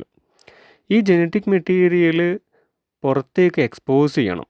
അതായത് സെല്ലിൻ്റെ സൈറ്റോസോളിലേക്ക് എക്സ്പോസ് ചെയ്യപ്പെടണം. ഇങ്ങനെ എക്സ്പോസ് ചെയ്യപ്പെടണമെങ്കിൽ എന്ത് വേണം? അതിൻ്റെ എൻവലപ്പും ക്യാപ്സിഡും റിമൂവ് ആവണം. ഒരു വൈറസിൻ്റെ ക്യാപ്സിഡ് റിമൂവായി അതിനകത്തുള്ള RNA അല്ലെങ്കിൽ DNA പുറത്തേക്ക് വരുന്ന പ്രോസസ്സിനെയാണ് അൺകോട്ടിംഗ് എന്ന് വിളിക്കുന്നത്. അൺകോട്ടിംഗ് നടക്കണമെങ്കിൽ എൻവലപ്പിലുള്ള ചില പ്രോട്ടീൻസിൻ്റെ സഹായം വേണം. അതിൻ്റെ പേരാണ് മാട്രിക്സ് പ്രോട്ടീൻ. എൻവലപ്പ് അഥവാ വൈറൽ മെംബ്രെയിനിലുള്ള മാട്രിക്സ് പ്രോട്ടീൻ്റെ സഹായത്തോടു കൂടിയാണ് അതിൻ്റെ തൊട്ട് താഴെയുള്ള ക്യാപ്സിഡ് എന്ന ലെയർ റിമൂവ് ആവുന്നത്. അങ്ങനെ എൻവലപ്പും തൊട്ട് താഴെയുള്ള ക്യാപ്സിഡും റിമൂവ് ആവുമ്പോൾ ഉള്ളിലുള്ള RNA അല്ലെങ്കിൽ DNA പുറത്തേക്ക് വരും. ഈ പ്രോസസ്സിനെയാണ് അമാൻഡാഡിൻ ബ്ലോക്ക് ചെയ്യുന്നത്. അതിനുവേണ്ടി അമാൻഡാഡിൻ എൻവലപ്പിലുള്ള നേരത്തെ പറഞ്ഞ മാട്രിക്സ് പ്രോട്ടീനുമായിട്ട് ബൈൻഡ് ചെയ്യും. ഈ പ്രോട്ടീനാണ് ക്യാപ്സിഡ് കൂടി അവിടുന്ന് റിമൂവ് ആവാൻ സഹായിക്കുന്നത്. ഈ പ്രോട്ടീനുമായിട്ട് അമാൻഡാഡിൻ ബൈൻഡ് ചെയ്ത് കഴിയുമ്പോൾ ആ പ്രോട്ടീൻ്റെ ഫങ്ഷൻ നിൽക്കുകയും അത് കാരണം ക്യാപ്സിഡ് റിമൂവ് ആവാൻ സാധിക്കാതെ വരികയും ചെയ്യുന്നു. ദാറ്റ് മീൻസ് വൈറസിൻ്റെ അൺകോട്ടിംഗ് എന്ന സ്റ്റെപ്പ് സ്റ്റോപ്പ് ആവുന്നു. അതുകൊണ്ട് തന്നെ പിന്നീട് അങ്ങോട്ട് വൈറൽ റീപ്രൊഡക്ഷൻ നടക്കാതെ വരുന്നു. ഈ ഡ്രഗിൻ്റെ ഫാർമക്കോകൈനറ്റിക്സ് ഓറലി കഴിക്കാവുന്നതാണ്. നന്നായിട്ട് അബ്സോർപ്ഷൻ നടക്കും. യൂറിൻ വഴി എക്സ്ക്രീറ്റ് ചെയ്യപ്പെടുന്നു. അൺചേഞ്ച്ഡ് ഫോമിലാണ്, വിച്ച് മീൻസ് മെറ്റബോളിസം നടക്കേണ്ടതില്ല. അല്ലാതെ തന്നെ അമാൻഡാഡിൻ യൂറിൻ വഴി പുറത്തേക്ക് പോവും. ഈ ഡ്രഗിൻ്റെ ഹാഫ് ലൈഫ് 16 hours ആണ്. തെറപ്യൂട്ടിക് യൂസസ് ഇൻഫ്ലുവൻസ എ വൈറസിൻ്റെ ഇൻഫെക്ഷൻ്റെ പ്രൊഫിലാക്സിസിനാണ് ഈ ഡ്രഗ് ഉപയോഗിക്കുന്നത്. പക്ഷേ അമാൻഡാഡിന് മറ്റൊരു പ്രധാനപ്പെട്ട ഉപയോഗം കൂടിയുണ്ട്. പാർക്കിൻസൺസ് ഡിസീസ് ഉള്ള ആൾക്കാർക്ക് അമാൻഡാഡിൻ കൊടുക്കാറുണ്ട്. നമുക്കറിയാം പാർക്കിൻസൺസ് ഡിസീസ് ഡോപ്പമിൻ്റെ ആക്ടിവിറ്റി ബ്രെയിനിൽ കുറയുന്ന ഒരു കണ്ടീഷനാണ്. ഇതൊരു ക്യൂറബിൾ ഡിസീസ് അല്ല. പക്ഷേ ഡോപ്പമിൻ ആക്ടിവിറ്റി കുറയുമ്പോൾ ഉണ്ടാവുന്ന ചില സിംറ്റംസ് കുറയ്ക്കാൻ അമാൻഡാഡിൻ സഹായിക്കും. അതിന് കാരണം അമാൻഡാഡിൻ കഴിക്കുമ്പോൾ ബ്രെയിനിൽ ഡോപ്പമിൻ്റെ റിലീസ് കൂടുന്നതാണ്. ഡോപ്പമിൻ്റെ റിലീസ് കൂടുമ്പോൾ പാർക്കിൻസൺസ് ഡിസീസിൻ്റെ ചില സിംറ്റംസ് കുറയും. രണ്ട് യൂസും ഇമ്പോർട്ടൻ്റ് ആണ്. ഓർക്കുക, പരസ്പര ബന്ധമില്ലാത്ത രണ്ട് ഉപയോഗങ്ങളാണ് അമാൻഡാഡിനുള്ളത്. ഒന്ന് ആൻറ്റിവൈറൽ ഡ്രഗായിട്ട്, രണ്ട് പാർക്കിൻസൺസ് ഡിസീസിൻ്റെ ട്രീറ്റ്മെൻറ്റിന്. അമാൻഡാഡിൻ്റെ അഡ്വേഴ്സ് എഫക്ട്സ് CNSലും GITയിലുമാണ്. CNSൽ അമാൻഡാഡിൻ നെർവസ്നെസ്, കൺഫ്യൂഷൻ, ഹലൂസിനേഷനൊക്കെ ഉണ്ടാക്കും. Hallucination means a perception of something which is not actually present. അതായത് ഇല്ലാത്ത ശബ്ദങ്ങൾ കേൾക്കുക, ആക്ച്വലി ഇല്ലാത്ത ചില കാഴ്ചകൾ കാണുക. ഇതൊക്കെ ഒരാൾക്ക് അനുഭവപ്പെടുന്നുണ്ടെങ്കിൽ അതിനെ ഹാലൂസിനേഷൻ എന്ന് വിളിക്കാം. GITയിൽ ലോസ് ഓഫ് ആപ്പിറ്റൈറ്റ്, വിശപ്പ് കുറയും, കൂടാതെ നോസിയ. അമാൻഡാഡിൻ്റെ dose 10 mg BD. Contraindication പ്രഗ്നൻസിയിലും എപ്പിലെപ്സിയിലുമാണ്. അതിൽ പ്രഗ്നൻസി എന്നുള്ളത് ഇമ്പോർട്ടൻ്റ് മാർക്ക് ചെയ്യുക. ഇതേ ഗ്രൂപ്പിൽ വരുന്ന മറ്റൊരു ഡ്രഗാണ് റിമാൻഡാഡിൻ. ഇതിൻ്റെ മെക്കാനിസം ഓഫ് ആക്ഷൻ അമാൻഡാഡിൻ്റെ അതേ മെക്കാനിസം തന്നെയാണ്. പക്ഷേ അമാൻഡാഡിനെ കമ്പയർ ചെയ്യുമ്പോൾ റിമാൻഡാഡിന് ഹാഫ് ലൈഫ് കുറച്ചുകൂടി കൂടുതലാണ്. വിച്ച് മീൻസ് റിമാൻഡാഡിൻ കഴിക്കുമ്പോൾ അതിൻ്റെ ഡ്യൂറേഷൻ ഓഫ് ആക്ഷൻ കൂടുതലായിരിക്കും. അമാൻഡാഡിൻ്റെ ഹാഫ് ലൈഫ് 16 hours ആണെങ്കിൽ റിമാൻഡാഡിൻ്റെ ഹാഫ് ലൈഫ് 30 hours ആണ്. ഇനി ഈ ചാപ്റ്ററിൽ അത് ആൻറ്റിവൈറൽ ഡ്രഗ്സ് മാത്രമാണ് ഡിസ്കസ് ചെയ്യേണ്ടത്. നമുക്കറിയാം, ഇതുവരെ നമ്മൾ പഠിച്ചത് ഓരോ ടൈപ്പ് ഓഫ് വൈറസിനെതിരെ ആക്റ്റീവായ ക്ലാസ്സുകളാണ്. ഹെർപ്പസിനെതിരെ, HIV-ക്കെതിരെ, ഇൻഫ്ലുവൻസയ്ക്കെതിരെ, അങ്ങനെ. ഈ ക്ലാസ്സിൽ പൊതുവെ പല വൈറസിനെതിരെയും ആക്റ്റീവായ ഏജൻസിനെല്ലാം കൂടി ഒരുമിച്ച് പെടുത്തിയിരിക്കുകയാണ്. അതിൽ ആദ്യത്തേത് ഇൻ്റർഫെറോൺസ് ആണ്. നമുക്കറിയാം, ഇൻ്റർഫെറോൺ ഇൻഫ്ലമേറ്ററി മീഡിയേറ്ററാണ്. ഇതൊരു ഗ്ലൈക്കോപ്രോട്ടീനാണ്. ഒരു സൈറ്റോകൈൻ വിഭാഗത്തിൽ വരുന്ന ഇൻഫ്ലമേറ്ററി മീഡിയേറ്ററാണ്. സൈറ്റോകൈൻസിൽ മറ്റ് ഇൻഫ്ലമേറ്ററി മീഡിയേറ്റേഴ്സ് ഉണ്ട്, ലൈക്ക് ഇൻ്റർലൂക്കിൻ. ഇൻ്റർഫെറോൺ എന്നുള്ള സൈറ്റോകൈൻ വൈറസിനെതിരെ എഫക്റ്റീവായ ഒരു കോമ്പൗണ്ടാണ്. നമ്മുടെ ശരീരത്തിൽ ഒരു വൈറൽ ഇൻഫെക്ഷൻ ഉണ്ടാവുമ്പോൾ അവിടെ ഇൻ്റർഫെറോൺസ് പ്രൊഡ്യൂസ് ചെയ്യപ്പെടുന്നുണ്ട്. ഈ ഇൻ്റർഫെറോൺസ് ആ വൈറൽ ഇൻഫെക്ഷൻസിൻ്റെ കോംപ്ലിക്കേഷൻസിനെ ഒരു പരിധിവരെ കുറയ്ക്കാൻ സഹായിക്കുന്നു. അപ്പോൾ ഇൻ്റർഫെറോണിനെ എന്തുകൊണ്ട് ഒരു ആൻറ്റി വൈറൽ ഡ്രഗായിട്ട് ഉപയോഗിച്ചുകൂടാ? ആ ഒരു ചിന്തയാണ് ഇൻ്റർഫെറോണിനുള്ള ആൻറ്റി വൈറൽ ഡ്രഗിൻ്റെ ഡെവലപ്മെൻറ്റിന് കാരണമായത്. ഇൻ്റർഫെറോൺസ് വൈറൽ ഇൻഫെക്ഷൻ ഉണ്ടായ സെൽസിൻ്റെ സർഫസിലുള്ള ഇൻ്റർഫെറോൺ റിസപ്റ്റേഴ്സുമായി ബൈൻഡ് ചെയ്യുന്നു. ഈ ബൈൻഡിങ് വഴിയാണ് അത് വൈറൽ റെപ്ലിക്കേഷനെ തടയുന്നത്. ഇൻ്റർഫെറോൺ ബൈൻഡ് ചെയ്ത സെൽസിനകത്ത് വൈറൽ റെപ്ലിക്കേഷൻ സാധ്യമല്ല. അതർ ആൻറ്റിവൈറൽ ഡ്രഗ്സിൽ വരുന്ന അടുത്തൊരു ഡ്രഗാണ് റിബാവിറിൻ. ഇതൊരു ബ്രോഡ് സ്പെക്ട്രം ഡ്രഗാണ്. ഇൻഫ്ലുവൻസ എക്കെതിരെ, ഇൻഫ്ലുവൻസ ബിക്കെതിരെ ഒക്കെ എഫക്റ്റീവാണ്. ഇത് കൂടാതെ മറ്റ് പല വൈറസുകൾക്കെതിരെയും റിബാവിറിൻ എഫക്റ്റീവാണ്. അടുത്ത ഡ്രഗാണ് അഡിഫോവിർ. ഇത് ഹെപ്പറ്റൈറ്റിസ് ബി വൈറസിനെതിരെ ഉപയോഗിക്കുന്ന ഒരു ഡ്രഗാണ്. ഇനിയുള്ളത് ആൻറ്റിവൈറൽ ഡ്രഗ്സിൻ്റെ നഴ്സിംഗ് ഇംപ്ലിക്കേഷൻസ് ആണ്. അതിൽ ആദ്യത്തെ 2 ഡ്രഗ്സ് അസിക്ലോവിറും വെലാസൈക്ലോവിറും ആണ്. ഈ ഡ്രഗ്സ് കഴിക്കുമ്പോൾ കിഡ്നി ഫങ്ഷൻ ടെസ്റ്റ് ഇടയ്ക്ക് ചെയ്യുന്നത് നല്ലതാണ്. കാരണം ഈ ഡ്രഗിന് ഗ്ലോമറുലാർ ഫിൽട്രേഷൻ റേറ്റ് കുറയ്ക്കാനുള്ള എബിലിറ്റി ഉണ്ട്. Especially patient already kidney impairment ഉള്ള ആളാണെങ്കിൽ. ഓൾറെഡി കിഡ്നി ഡിസീസ് ഉള്ള ആളാണെങ്കിൽ റീനൽ ഫങ്ഷൻ ടെസ്റ്റ് ചെയ്യുന്നത് നന്നായിരിക്കും. ഇത് കൂടാതെ ഓൾറെഡി മറ്റേതെങ്കിലും നെഫ്രോടോക്സിക് ഡ്രഗ് കഴിക്കുന്ന ഒരു പേഷ്യൻ്റ് ആണെങ്കിൽ അവർക്കും കിഡ്നി ഫങ്ഷൻ ടെസ്റ്റ് ചെയ്യുന്നത് നല്ലതായിരിക്കും. അതിനൊരു ഉദാഹരണമാണ് അമിനോഗ്ലൈക്കോസൈഡ് ആൻറ്റിബയോട്ടിക്, ചില ക്യാൻസർ മരുന്നുകൾ. ഇത്തരം ഡ്രഗ്സ് കഴിക്കുമ്പോൾ കിഡ്നി ഇമ്പയർമെൻറ്റ് വരാനുള്ള ചാൻസ് ഉണ്ട്.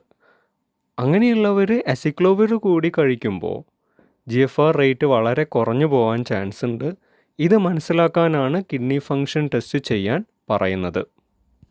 ചിലർക്ക് അസിക്ലോവിർ അലർജി ഉണ്ടാക്കും.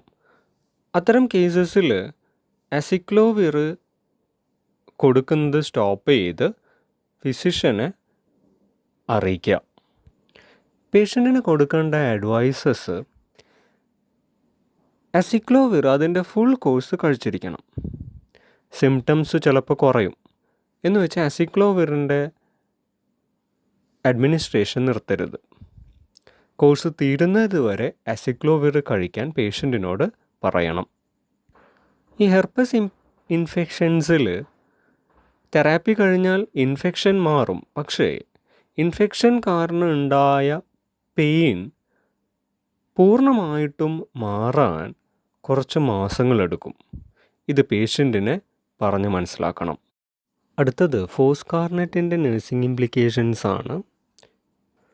നമ്മൾ നേരത്തെ പഠിച്ചു ഫോസ്കാർനെറ്റിൻ്റെ ഒരു അഡ്വേഴ്സ് എഫക്റ്റ് ഹൈപ്പോകലീമിയാണ്. പൊട്ടാഷ്യം ലെവൽ കുറയുമ്പോൾ അത് കാർഡിയാക് റിതം ചേഞ്ച് ഉണ്ടാവാൻ കാരണമാവും. ദാറ്റ് മീൻസ് അരിത്മിയ ഉണ്ടാവാൻ ചാൻസ് ഉണ്ട്. അതുകൊണ്ട് തന്നെ ഫോസ്കാർനെറ്റ് കഴിക്കുമ്പോൾ കാർഡിയാക് അരിത്മിയയുടെ എന്തെങ്കിലും സൈൻസ് ഉണ്ടോ എന്ന് മോണിറ്റർ ചെയ്യണം. എസ്പെഷ്യലി പേഷ്യൻറ്റിന് ഓൾറെഡി കാർഡിയാക് അബ്നോർമാലിറ്റി ഉള്ള ആളാണെങ്കിൽ. ഫോസ്കാർനെറ്റ് കഴിക്കുമ്പോൾ ഇനി പറയുന്ന ലാബ് ടെസ്റ്റുകൾ ചെയ്യേണ്ടതാണ്. 1. Periodic CBC. എന്തിനാണ് ബ്ലഡ് കൗണ്ട് നോക്കുന്നത്? ഫോസ്കാർനെറ്റ് കഴിക്കുമ്പോൾ ബ്ലഡ് കൗണ്ട്സ് കുറയുന്നതായിട്ട് കണ്ടിട്ടുണ്ട്. ഇത് ഡെവലപ്പ് ചെയ്യുന്നുണ്ടോ എന്നറിയാനാണ് CBC ചെയ്യേണ്ടത്. ഇനിയുള്ളത് സെറം ഇലക്ട്രോലൈറ്റ്സ് ആണ്. കാരണം എന്താ? ഫോസ്കാർനെറ്റ് കഴിക്കുന്നവർക്ക് ഹൈപ്പോകലീമിയ അഥവാ പൊട്ടാഷ്യം ഡെഫിഷ്യൻസി ഉണ്ടാവാം. ഇത് ഉണ്ടാവുന്നുണ്ടോ എന്നറിയാനാണ് സെറം ഇലക്ട്രോലൈറ്റ്സ് ചെക്ക് ചെയ്യണമെന്ന് പറയുന്നത്. ഇനിയുള്ളത് serum creatinine and creatinine clearance. കാരണം എന്താ? ഫോസ്കാർനെറ്റ് കിഡ്നി ഡാമേജ് ഉണ്ടാക്കുന്ന ഒരു ഡ്രഗാണ്. കിഡ്നി ഡാമേജ് വരുന്നുണ്ടോ എന്നറിയാനാണ് ഇത്തരം ടെസ്റ്റുകൾ ചെയ്യുന്നത്. ഇനി ഫോസ്കാർനെറ്റ് കഴിക്കുന്ന പേഷ്യൻസിന് കൊടുക്കേണ്ട അഡ്വൈസസ്: 1. ഫോസ്കാർനെറ്റ് ഉപയോഗിക്കുന്നത് സൈറ്റോമെഗാലോ വൈറസ് കാരണം ഉണ്ടാവുന്ന റെറ്റിനൈറ്റിസിലാണ്. സോ അത്തരം കേസസിൽ ഫോസ്കാർനെറ്റ് റെറ്റിനൈറ്റിസിൻ്റെ പ്രോഗ്രസ് കുറയ്ക്കും. പക്ഷേ ഒരിക്കലും റെറ്റിനൈറ്റിസ് ക്യൂർ ചെയ്യാൻ സാധിക്കില്ല. സോ ആ കാര്യം പേഷ്യൻറ്റിനെ അല്ലെങ്കിൽ പേഷ്യൻറ്റിൻ്റെ ഫാമിലിയെ എഡ്യൂക്കേറ്റ് ചെയ്യണം. അതുകൊണ്ട് തന്നെ ഫോസ്കാർനെറ്റ് കഴിച്ചുകൊണ്ടിരിക്കുമ്പോഴും റെഗുലർ ഒഫ്താൽമോളജിക് എക്സാമിനേഷൻസ് ചെയ്യണമെന്ന് അവരെ പറഞ്ഞ് മനസ്സിലാക്കുക. ഫോസ്കാർനെറ്റ് കഴിക്കുന്നവരോട് നന്നായിട്ട് വെള്ളം കുടിക്കാൻ പറയുക. ഇനി ഒരു ബ്രസ്റ്റ് ഫീഡിങ് ലേഡി ആണെങ്കിൽ ഫോസ്കാർനെറ്റ് കഴിക്കുമ്പോൾ ബ്രസ്റ്റ് ഫീഡിങ് അവോയ്ഡ് ചെയ്യുന്നതാണ് നല്ലത്. സോ ഡോക്ടറെ അറിയിക്കുക ബ്രസ്റ്റ് ഫീഡിങ് ഉണ്ട് എന്നുള്ളത്. അപ്പോൾ ഡോക്ടർ അത് ഡിസൈഡ് ചെയ്യും ബ്രസ്റ്റ് ഫീഡിങ് അവോയ്ഡ് ചെയ്യണോ അല്ല ഡ്രഗ് ചേഞ്ച് ചെയ്ത് മറ്റേതെങ്കിലും ഡ്രഗ് ആക്കണോ എന്നുള്ള കാര്യം. ഡിസീസിൻ്റെ സിവിയറിറ്റി അനുസരിച്ച് ഡോക്ടർ ഒരു ഡിസിഷൻ എടുക്കും. അടുത്തത് സിഡോവിഡിനാണ്. ഇത് കഴിക്കുമ്പോൾ പൊതുവേ വരുന്ന അഡ്വേഴ്സ് എഫക്ട്സ് എന്തെങ്കിലും ഉണ്ടോ എന്നുള്ളത് നോക്കുക. Like nausea, insomnia and myalgia. ചെയ്യേണ്ട ലാബ് ടെസ്റ്റുകൾ കംപ്ലീറ്റ് ബ്ലഡ് കൗണ്ടാണ്. ബിക്കോസ് അനീമിയ ഡെവലപ്പ് ചെയ്യുന്നുണ്ടോ എന്നറിയാൻ വേണ്ടിയിട്ടാണ്. അനീമിയ സിഡോവിഡിൻ്റെ ഒരു പ്രധാനപ്പെട്ട അഡ്വേഴ്സ് എഫക്റ്റാണ്. സിഡോവിഡിൻ കഴിക്കുന്ന പേഷ്യൻസിനോട് പറയേണ്ടത് സിഡോവിഡിൻ കഴിക്കുന്നുണ്ടെങ്കിലും HIV ട്രാൻസ്മിഷൻ നടക്കാൻ ചാൻസ് ഉണ്ട്. ദാറ്റ് മീൻസ് ബോഡി ഫ്ലൂയിഡ്സ് വഴി സെക്ഷൽ കോണ്ടാക്റ്റിലൂടെ HIV ട്രാൻസ്മിഷൻ വരാൻ ചാൻസ് ഉണ്ട്. സിഡോവിഡിൻ കഴിക്കുന്നു എന്നുള്ളത് ട്രാൻസ്മിഷൻ കുറയാൻ കാരണമാവുന്നില്ല. അതുകൊണ്ട് തന്നെ കപ്പിൾസിനോട് ബാരിയർ കോൺട്രാസെപ്റ്റീവ്സ് ഉപയോഗിക്കാൻ പറയുക. നമുക്കറിയാം ഹോർമോണൽ കോൺട്രാസെപ്റ്റീവ്സ് HIV പോലെയുള്ള സെക്ഷലി ട്രാൻസ്മിറ്റഡ് ഡിസീസസ് തടയാൻ സഹായിക്കുന്നില്ല. അതിന് പകരം ബാരിയർ കോൺട്രാസെപ്റ്റീവ്സ് ഉപയോഗിക്കാൻ അഡ്വൈസ് ചെയ്യുക. പിന്നെ പേഷ്യൻറ്റിനോട് പറയേണ്ടത് സിഡോവിഡിൻ HIV കംപ്ലീറ്റ് ക്യൂർ ഉണ്ടാക്കാൻ വേണ്ടി കൊടുക്കുന്ന ഡ്രഗല്ല. HIV കോംപ്ലിക്കേഷൻസ് കുറയും. അതുകൊണ്ട് തന്നെ ഓപ്പർച്യൂണിസ്റ്റിക് ഇൻഫെക്ഷൻസ് വരാനുള്ള ചാൻസ് ഉണ്ട്. ദാറ്റ് മീൻസ് പൊതുവേ HIV ഇൻഫെക്ഷൻ ഉള്ളവർക്ക് പെട്ടെന്ന് ഇൻഫെക്ഷൻസ് കിട്ടും. അത്തരം ഇൻഫെക്ഷൻസിനെയാണ് ഓപ്പർച്യൂണിസ്റ്റിക് ഇൻഫെക്ഷൻസ് എന്ന് വിളിക്കുന്നത്. സോ അത്തരം ഇൻഫെക്ഷൻസ് ഉണ്ടാവാനുള്ള സാധ്യത കുറയുന്നില്ല. അതുകൊണ്ട് തന്നെ പേഷ്യൻസ് ആഡിക്വേറ്റ് പ്രിക്വേഷൻസ് എടുക്കണം. ഇൻഫെക്ഷൻസ് ഒഴിവാക്കാനുള്ള പ്രിക്വേഷൻസ് പേഷ്യൻ്റ് എടുക്കേണ്ടതാണ്. ഇനി എമാൻഡാഡിൻ കഴിക്കുന്ന പേഷ്യൻസിന് കൊടുക്കേണ്ട ചില പ്രധാനപ്പെട്ട പോയിൻറ്റ്സ്. എമാൻഡാഡിൻ കഴിക്കുന്നവർ പൊസിഷൻ ചേഞ്ചസ് സാവധാനം മാത്രമേ ചെയ്യാവുള്ളൂ. മീൻസ് റിക്കംബൻറ്റ് പൊസിഷനിൽ നിന്ന് അപ്രൈറ്റ് പൊസിഷനിലേക്ക് മാറുന്നത്. അതായത് ഒരാൾ കിടന്ന പൊസിഷനിൽ നിന്ന് നിവർന്ന് നിൽക്കുന്ന പൊസിഷനിലേക്ക് മാറുന്നത് വളരെ സാവധാനം മാത്രമേ ചെയ്യാവുള്ളൂ. കിടന്ന പൊസിഷനിൽ നിന്ന് പതിയെ ഇരുന്ന് കുറച്ച് നേരം വെയിറ്റ് ചെയ്ത് മാത്രമേ നിൽക്കാൻ പാടുള്ളൂ. അതല്ലെങ്കിൽ പെട്ടെന്ന് ഡിസിനസ് ഉണ്ടാവാം, ഒരു അൺസ്റ്റഡിനെസ് ഉണ്ടാവാം, പേഷ്യൻസ് വീണു പോവാൻ ചാൻസ് ഉണ്ട്. എമാൻഡാഡിൻ കഴിക്കുന്നവർ ഡ്രൈവിംഗ് പോലെയുള്ള അല്ലെങ്കിൽ ഹെവി മെഷീനറി ഓപ്പറേറ്റ് ചെയ്യുന്നത് പോലെയുള്ള ഹസാർഡസ് ആക്ടിവിറ്റീസ് ചെയ്യുന്നതിൽ ഒരു ശ്രദ്ധ വേണം. ചില ആൾക്കാർക്ക് ഇത്തരം ആക്ടിവിറ്റീസ് ചെയ്യുമ്പോൾ അപകടങ്ങൾ ഉണ്ടാവാൻ ചാൻസ് ഉണ്ട്. അതിന് കാരണം എമാൻഡാഡിൻ CNS കൂടി എഫക്റ്റ് ചെയ്യുന്ന ഒരു ഡ്രഗാണ്. CNS ആക്ഷൻ ഉള്ളതുകൊണ്ട് നമുക്ക് കൃത്യമായി കാര്യങ്ങൾ ശ്രദ്ധിച്ച് ചെയ്യാൻ പറ്റണമെന്നില്ല. ഈ പ്രശ്നം എല്ലാവർക്കും ഉണ്ടാവില്ല. അതുകൊണ്ട് തന്നെ എമാൻഡാഡിൻ കഴിച്ചു തുടങ്ങിയാൽ ആദ്യത്തെ കുറച്ച് ദിവസങ്ങളൊന്ന് നിരീക്ഷിക്കാം. നമുക്ക് ബുദ്ധിമുട്ടില്ലാതെ ആക്ടിവിറ്റീസൊക്കെ ചെയ്യാൻ പറ്റുന്നുണ്ട് എങ്കിൽ ഹസാർഡസ് ആക്ടിവിറ്റീസൊക്കെ ശ്രദ്ധയോടെ ചെയ്യാവുന്നതാണ്. അതല്ല നമുക്ക് അത്തരം കാര്യങ്ങൾ ചെയ്യുന്നതിൽ ബുദ്ധിമുട്ടുണ്ട് എങ്കിൽ ഇത്തരം ആക്ടിവിറ്റീസിൽ നിന്ന് ഒഴിഞ്ഞു നിൽക്കുന്നതാണ് നല്ലത്. എല്ലാവർക്കും ഒരേ രീതിയിൽ അല്ല എമാൻഡാഡിൻ്റെ എഫക്റ്റ് ഉണ്ടാവുക. സോ ഓരോരുത്തരുടെയും പ്രത്യേകത അനുസരിച്ചൊരു ഡിസിഷൻ എടുക്കുക. നേരത്തെ പറഞ്ഞിരുന്നു എമാൻഡാഡിൻ വൈറൽ ഇൻഫെക്ഷൻസിൽ മാത്രമല്ല പാർക്കിൻസൺസ് ഡിസീസിലും ഉപയോഗിക്കുന്നുണ്ട്. പാർക്കിൻസൺസ് ഡിസീസിന് ഇത് കഴിക്കുന്ന ആൾക്കാർ സ്ഥിരമായി ഇത് കഴിക്കേണ്ടി വരും. പെട്ടെന്നൊരു ദിവസം ഡ്രഗ് സ്റ്റോപ്പ് ചെയ്യരുത്. അങ്ങനെ സ്റ്റോപ്പ് ചെയ്യാതാലുള്ള പ്രശ്നം അവർക്ക് പാർക്കിൻസോണിയൻ ക്രൈസിസ് വരും. അതിൻ്റെ സിംറ്റംസാണ് tremor and psychiatric disturbances etcetera. That's all about antiviral drugs.